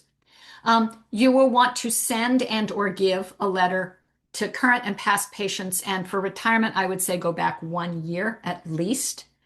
You want to be super clear, give them the date, how they're going to get copies of their records before and after that date, and you're going to need a release of information, the written authorization, offering them referrals, and do notify the other health professionals who work with your folks. Again, we're being kind. So if there's a psychiatrist or a nurse practitioner who prescribes medications, if there is, I had a young woman who had not an executive coach, but she was an undergraduate and had, because of her attentional difficulties, had a coach to help her with her, attending to her schoolwork and meeting deadlines. And so it was important that I let that person know so that they didn't feel hung out to dry, as it were. I have an asterisk about send or give a letter. It used to be, it is no longer true in North Carolina, but if you're a SIPAC person, you'll want to check with all the states where your folks are located. In some states, it used to be and may still be that you have to publish a notice in the newspaper. The same way we publish notices of adoption or of termination of parental rights, that you have to put that in the newspaper, whether digital or paper or what have you. It's not true in North Carolina, but know your state laws. I've included in the handouts a sample letter of what you might say. It's been my pleasure to serve you, even when it hasn't. And this sentence here assumes that they've not accepted a referral from you. We need to emphasize that we can only send copies of your treatment records with your authorization. And after the closing date, here comes the name of my executor. Because if you need your records after that, this is the person. For many people, they don't want to be bothered with it. then. And so they'll tell former patients to go to the executor. Records retention. HIPAA, although it speaks to everything else in our life, does not speak to record retention. And as we know, in North Carolina, it's at least 7 years after the date of termination of one or more contacts with an adult. Isn't that somewhat terrifying that you can have only one contact with somebody and you know, it's the last touched rule. You're responsible for them. I find that terrifying. So we understand about 7 years. Medicare's different. Medicare regulations are 5 years, 10 years for Medicare Advantage plans. But you will want to keep the records longer than you're required if you're involved in a board complaint or a malpractice case with the person, or if the patient or client is involved in a legal dispute. But if you keep them, you have to provide them.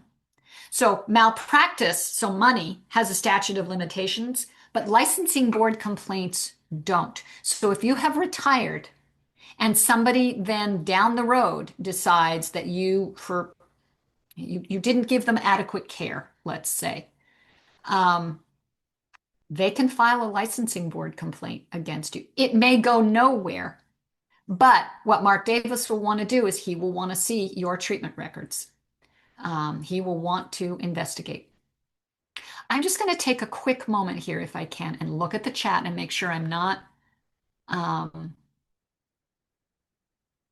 I will review record retention for minors. Yes. If someone requests their records, I assume copies of the records. Yes, that's true. Is there anything before the Board of Psychology considering a retirement status for our licenses? Chris Sappho is going to be better placed, or Karen Gray, than I to answer that. I know we do have a retirement status in NCPA. Yeah, there's no anything.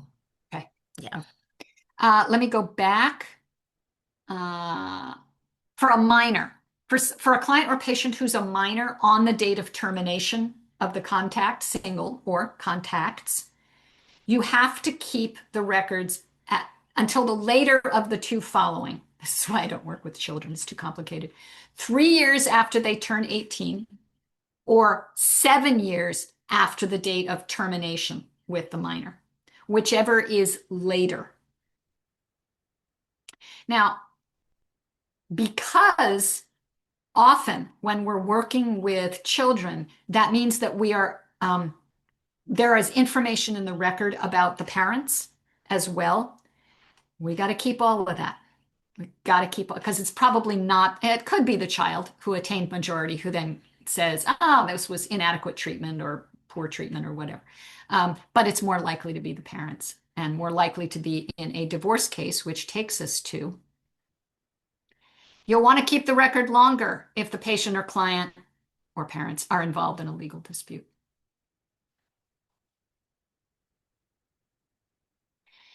As long as you are the one maintaining your records, you have to be locatable.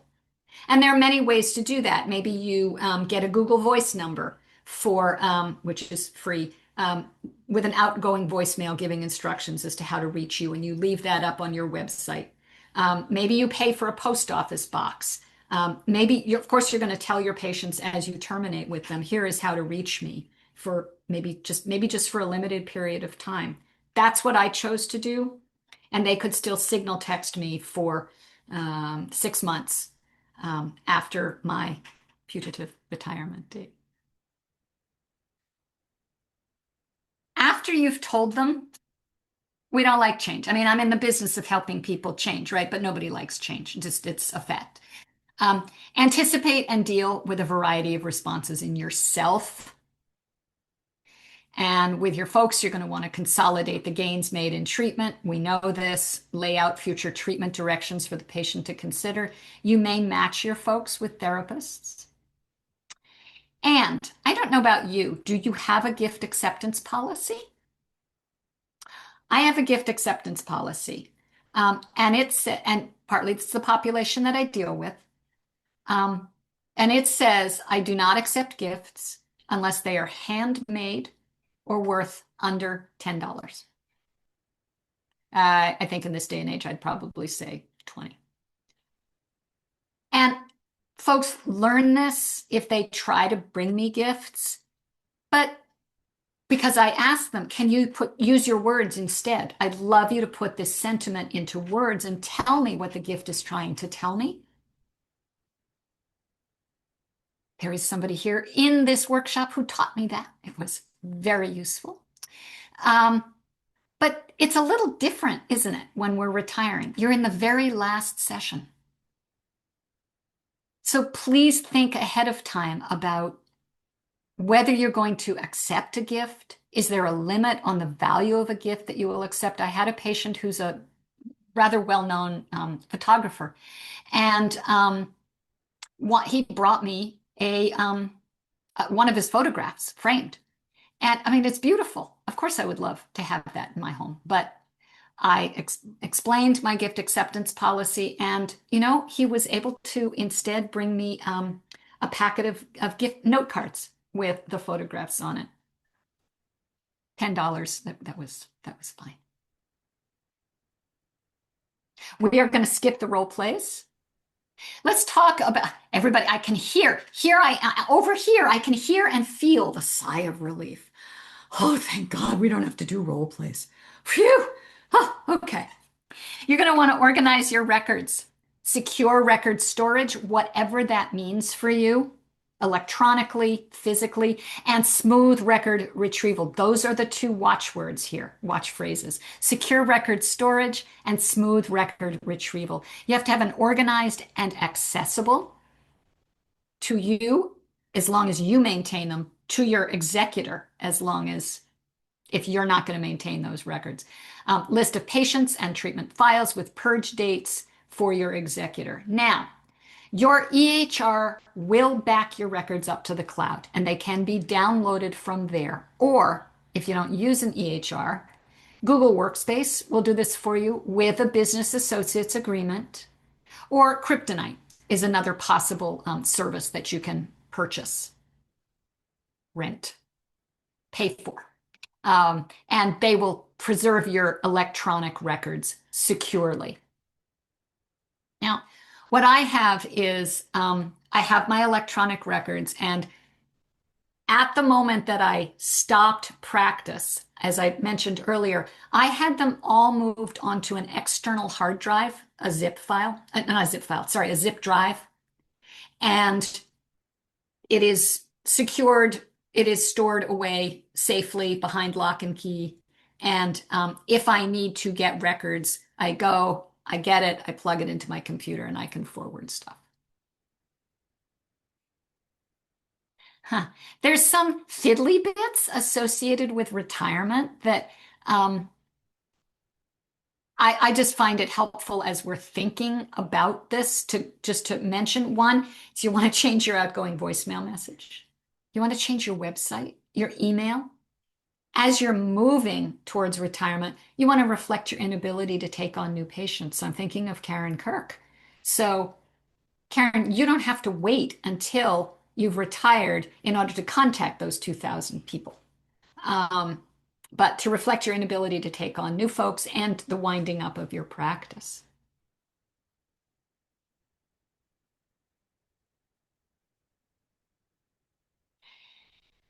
If necessary, you'll want to consult with an attorney and an accountant.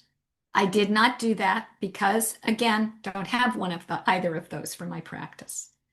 If you're an LLC or a PLLC, there may be specific legal steps that you have to take in order to close that out, to dissolve the professional entity. Do not forget to contact your professional liability insurance carrier, let's just say the trust, regarding tail coverage. If you don't know what tail coverage is, I think of it like the bell curve, right? So I ramped up my practice. I got insurance. I ramped up my practice. And then my practice was really full. I was quite full time. And I had all kinds of lovely insurance in there for every eventuality. That's not true. We can never anticipate every eventuality. And on the other side, as I went towards retirement, I made sure that I had tail coverage, which is that's where you are covered for incidents that happened in the long, long ago. You are still covered. Most of us think of our liability insurance as we're covered for incidents that happened this year, maybe last year. But even after you have retired, you'll want to maintain your insurance. You may want to maintain your license. I know, well, obviously I have. And you're going to want to make a new professional will. We're going to see that it's going to cover fewer topics. Excellent. You may want to change executors. We're going to talk about this in a second, and you'll want to figure out how reachable you want to be. Okay, so in order to dive into this part, and I'm going to show you my current professional will. Before I do this, I'm going to check the chat. Maybe. So annoying. There it is. I'm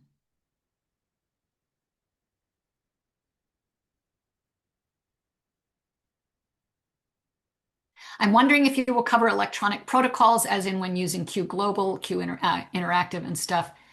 Let's come back to that during questions at the end. Sounds like I might need to keep records for a longer time because the board might request them at some time.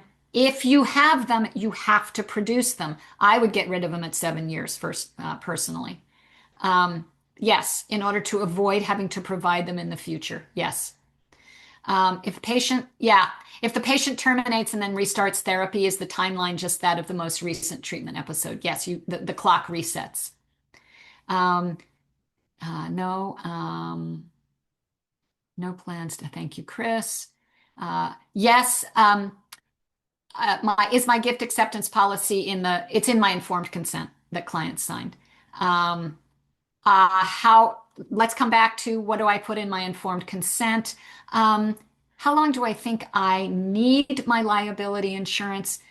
If you completely, absolutely stopped, I would ask the trust or your insurer about that. Yes, tail something. Of course it is something you pay for annually. Of course it is. They're going to charge you for the privilege. And I'll make sure to come back to some of these questions when we get to questions at the end. Just wanted to check that there was nothing that we needed right now. So in order to give you the context here for this new professional will, I want to tell you about my personal retirement story here. So as I said, it was a surprise that I decided to retire as early as I did. And my idea had been that I would do something like I would volunteer at teaching hypnosis to pre-surgery patients, because there is a ton of research on hypnosis and mindfulness and how that reduces the need for so much anesthesia, and it makes the healing time more rapid. And I thought, I have a mindfulness practice. This sounds really interesting. Or I would go back and do some teaching. Or I would do more writing. I would turn my dissertation into a book. I had all kinds of fun ideas, and it was really fun to contemplate that. And I wish you the same experience of contemplating what you might do and enjoying the bejeepers out of that. When we actually got there, got to that happy moment, I did have a break for about 6 weeks. I had some elective surgery that immobilized me, and so I really couldn't do very much of anything, but I was chomping at the bit to do something after that. So I still see 2 individual patients. One will be with us until one of them will be with me until one of us dies. I still co-lead my DBT skills class. I give workshops on a variety of topics. I offer consultation. Many folks want to consult with me about borderline personality disorder and DBT. I love doing that. I will tell you that my favorite gig ever is, as I said, I'm contracted by the licensing board. When a psychologist goes astray, several things could happen. One of several things could happen. Nothing, or they have to write an essay about how this won't happen again, Or maybe up here on this end of the continuum, they lose their license. But I'm assigned people who are in this area right here who need tutorials for a certain number of hours on very specific ethical violations from the APA Ethics Code. It gives me a chance to teach, which I love. It overlaps a little bit with supervision, which I love. It's ethics, which I love. And I'm just fascinated by people's stories. It's why I became a psychologist. So I am having the most fun doing this. And usually it's 8 hours, 10 hours. I've had one that was 30. I have one that's, it's a 2-year assignment, an hour once a week. So this informs my new professional will. I decided that I did want to change executors because I want my professional executor as a psychologist to know exactly how psychologists deal with records in my retirement. I was reachable for 6 months by my former patients, and now my executor is a dear friend as well as a colleague, so I'm very reachable by them. So let's look at another example.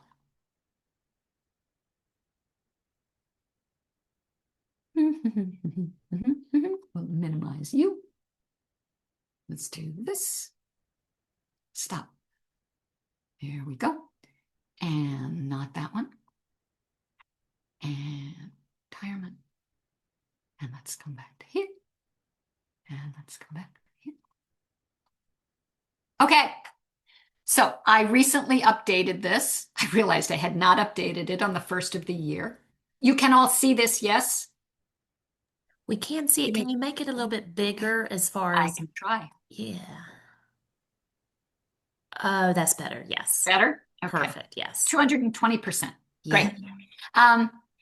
And again, I'm happy to share this with anybody. I realized that I had failed to update this at the first of the year, so I did it last week in anticipation of this workshop. My new professional executor is a psychologist, former NCPA president. Here is the statement giving her authority. Still don't have an attorney for my practice. Still don't have an accountant. But here's the account number of my bank. This is all in case Annette needs to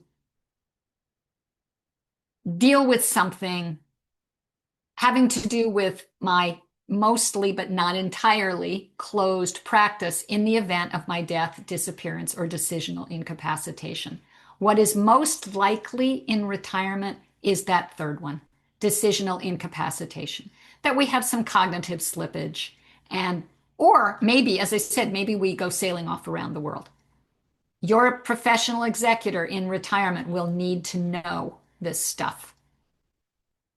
Husband is still the executor of my personal estate. Desktop computer, sorry, I am antediluvian. I don't like trackpads, so I don't like laptops. But here we go. And I have to explain that I have a professional side now and a personal side, which wasn't true when I was in active practice. I moved because I want it to be harder for myself to be in my professional mode. My computer is subdivided, passwords, HIPAA compliance, encryption. Now I use one password. You'll need to have the password to get into that. Psych board needs to be notified of my death or incapacity. NPI, Medicare, professional liability. Dealing with patients, I'm still providing therapy to these people and a DBT skills group. I also occasionally provide consultations. So here is what to do for those people, right? Jennifer Kern-Pennell, fabulous psychiatrist. She's my DBT skills class co-leader, and she can handle the DBT skills group folks. But I want Dr. Perot to telephone those two current people and my consultees and let them know what's going on. Still, there are names of colleagues who can assist in any therapeutic issues. Billing files and records. But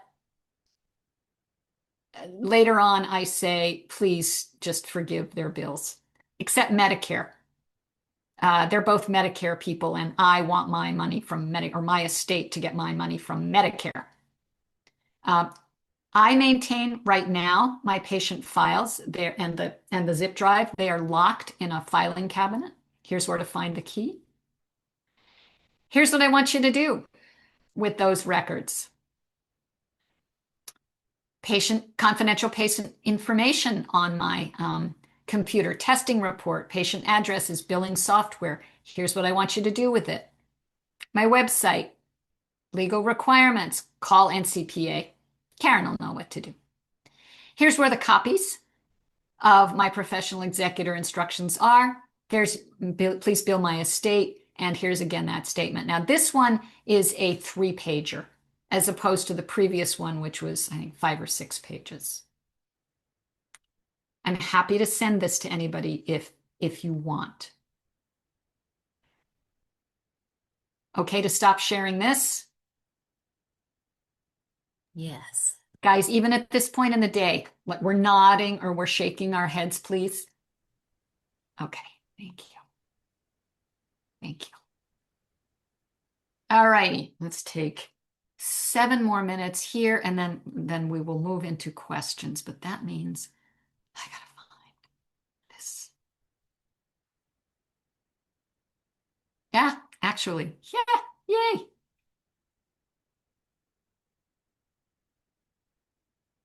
All righty. So I'm going to stop sharing so that we can talk about this question. And then I will take questions. And as I like to say, I'll look up an answer. So the question is this: what are some actions, decisions, or changes you might want to make as a result of what you've learned in this session? And I'm going to put that in the chat. There you go. What are some actions, decisions, or changes that you might want to make as a result of what you've learned this afternoon? Never take get started. That's a good one. Never take a Saturday afternoon in the spring workshop ever again. Totally valid. Never take a workshop with this person ever again. She is whack-doodle. Oh, I love this. Oh, yeah, cull old files. And I have to say, for me anyway, the feeling of satisfaction of culling the old files and then putting them through the shredder. And I get to think about these former patients of mine. And sometimes I don't remember who they are, which is rather sad. But thinking about them usually with fondness, it's really actually quite pleasant. Lots of this about, lots of you are saying, talk to folks who could be an executor. Finish culling files I've started. Yeah, Wayne, open a conversation with clients about your plan for retirement. Yeah. Kristen Vallis, look at you. You already have a professional will. Good job. And update your consent form and have folks re-sign it as you transition to 2 days a week. Yeah, excellent idea. I love that. Linda, get serious about retirement planning. Helpful to know that you delayed it after the initial plan. This gives me more confidence about actually planning. Oh yeah, life is short. Things change. I am so proud of all of you. I just really am. Really nice responses. Let me go back and look at the ones that I skipped. Jane Floyd, speaking with your possible executor this week, you'll be much more deliberate and informed as a result. Good job. Adding more detail. Investigate a password manager options for helping with this. I used to use LastPass. I have nothing against LastPass. They did get hacked. One assumes that they learned a lesson from that. But I then switched over to 1Password. I really like 1Password. And then there's a third one out there that many people like whose name escapes me at the moment. But I find 1Password pretty easy. It automatically fills in the passwords for you. You just have to remember every time you change your password, you have to update it. But it prompts you to do it. Okay, let's find out if there are any final comments, and then we'll move into questions. Dashlane, that's it. Yes, and Keeper. NordPass, Tanya, I had not heard of that one. So there's lots of them out there, clearly. And anybody who uses the word network, I'm a big fan. Yep. Well, It's all about connectivity. Sorry? I brought it up. Becky? No, did not mean to. Yeah, start getting rid of old books and things I'm not using in the office. I still had some of my papers from graduate school. You know, we don't actually need to keep those all that long. Okay, so questions. Talk to me about questions. Even if you put it in the chat, if I have not already answered it, please go ahead and ask it, out loud using your actual voice. I have a question about record retention, just wanting to be certain. My understanding had been that Medicare, Medicaid, Medicare Advantage, and even TRICARE, best to keep files for 10 years because that's how long they can go back and audit you. Now, what is your knowledge about that? So Medicare is actually 5. Okay, and they can't audit you prior to 5 years then. I would Because never that's kind say of the that, criteria. right. I would never say that Medicare can't do something. This is only my opinion. Please do, this does not represent NCPA as a whole, but I think Medicare is run by a bunch of idiots and nincompoops. And I would never trust them not to try to audit. But what their rules say is 5 years for Medicare. Medicare Advantage is 10, and I believe that TRICARE, I could believe that TRICARE is also 10. Medicaid, I've never worked with, so I don't know, but I bet you other people here know. Okay, thank you. Thank you. And so do we need liability insurance? Yes. It's Lisa Ficker. Yes. To during that whole medical storage time Yes. with the tail the whole time? Yes. Yes. Okay, gotcha. I would say that as long as you are licensed, absolutely you will want tail coverage. And until you have shredded the last of the files, I would keep tail coverage. That said, because cheapskate, would never want to encourage somebody to spend more money than they want to spend, I would ask your insurer what they recommend. Okay. With the trust, sorry, no pun intended, but I trust them not to try to sell me a product that I don't actually need. That's a great question. Kristi, could I jump back? I'm sorry, I was on mute. Jump back to Anne's question. Yeah. Anne, and I put something in the chat for everybody. Some of where we hear that 10-year mark comes from, there's a federal law called the False Claims Act, where the government can actually seek to recoup money for false or fraudulent claims. So sometimes APA has recommended thinking about 10 years for government funds. So I put a link in the chat for everybody. So kind of like Kristi, what you were saying, there may be a specific time frame recommended by the program, like Medicare, but that might be partly where some of us hear that 10-year mark, just in case that's helpful. Chris Sappho is such a wonderful resource for all of us as psychologists. Chris, I remember when you hadn't even moved here and you called me and asked me about opening a practice in North Carolina. You were still in the Boston area. Yeah, I just cannot. She's another one, like unto Karen Gray. So very helpful. Support everything you're saying about networking. Yeah, yep. And connecting with colleagues. Yeah, absolutely. All right, other questions? Do you have any examples of statements that we could put in informed consent regarding a professional will? Yes.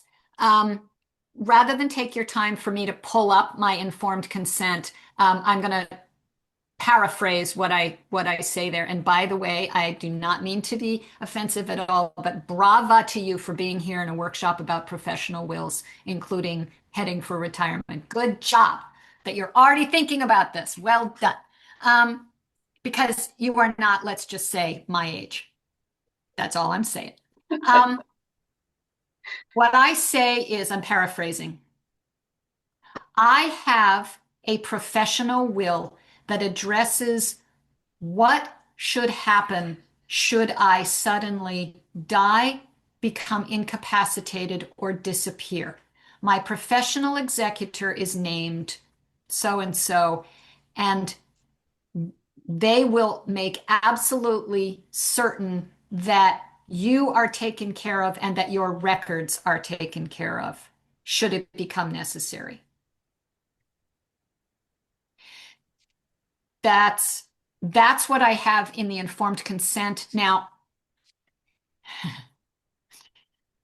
we all know that our informed consent documents are long. They are, oh, thank you, Karen. Karen just put the verbiage in the chat. They are long. We ask people to read them and sign them. I think we are all well aware that they aren't actually reading them, that just like the HIPAA notice of policies and procedures, and I have a telemental health policy, I have a social media policy, that they just say, oh, I'll just sign it. I'll just sign it, right? Just let me sign it. But there are certain pieces in the, since I asked them to sign before our first session, before the intake, there are certain pieces that I go through and emphasize in that first session. For example, confidentiality. For example, the limits to confidentiality. For example, talking about fees and what it means that I'm out of network for all insurance, although usually we've covered that in a phone call. And how to reach me after hours, cancellation policy, and my professional will. And what I have is I have in front of me a checklist that they can't see. It's there where I'm taking notes in an intake.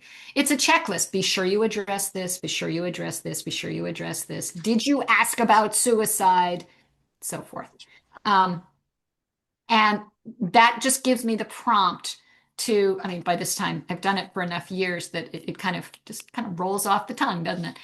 But that ensures that even when people have not read the informed consent, as we all know they haven't, that I have verbally addressed these things. Okay, does that help, Melissa? Yes, and thank you. Thank you for the compliment as well. Who else? Kristi? Yes. Do you think it would be kind and thoughtful and helpful if when we were talking to someone about being a professional executor that we might offer some financial remuneration? Absolutely. You can do that. Yeah, it just seems like if we're going to pay somebody else sometimes large amounts of money to do the other part, why would we think it would be reasonable to say, hey, we want you to do this out of the goodness of your heart, even though you are a wonderful psychologist, let's say. Now, what I have in my professional will is under the instructions to the executor that are non-clinical is please bill my estate for your time.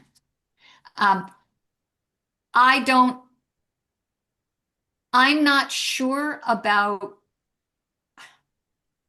I don't want to speak for my executor, but I'm going to anyway. She would laugh at me if I said, let me pay you for the privilege of doing nothing for what we hope is going to be the next 30 years. But you would give her the opportunity. I might give her the opportunity, yes. And because who I have in mind, it would be taking from her practice and she runs the whole thing. And not until something has happened to me, though.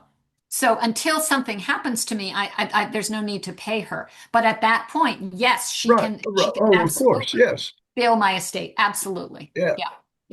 In the Yeah. meantime, I just give her, chocolate bars, period. Unless she's blackmailing you. There could, There you go. which she can really only do if I have violated HIPAA and disclosed things that I had no business disclosing. Anybody else? I had a question on the 10-year, Yeah. 10 years of holding requirement for the Medicare Advantage. I see people with Medicare Advantage, but I am not on their panels. Am I Right. obligated? That is such a great question. I'm really glad you asked that because, yeah, I used to see people on Medicare Advantage, but I wasn't on the Humana panel.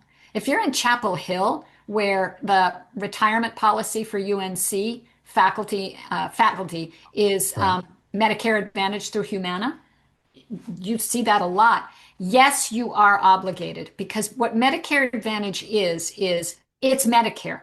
It's just that Medicare has carved it out. They say, we're too overwhelmed. We can't even deal with what we have to deal with already. And so they carve it out and give it to Cigna or Humana or whomever. It's just, I think of it just the same way as pharmacy benefits, right? Like if you have Medicare, I have Medicare, and I have not Medicare Advantage. I have a Medicare supplement, and it's through.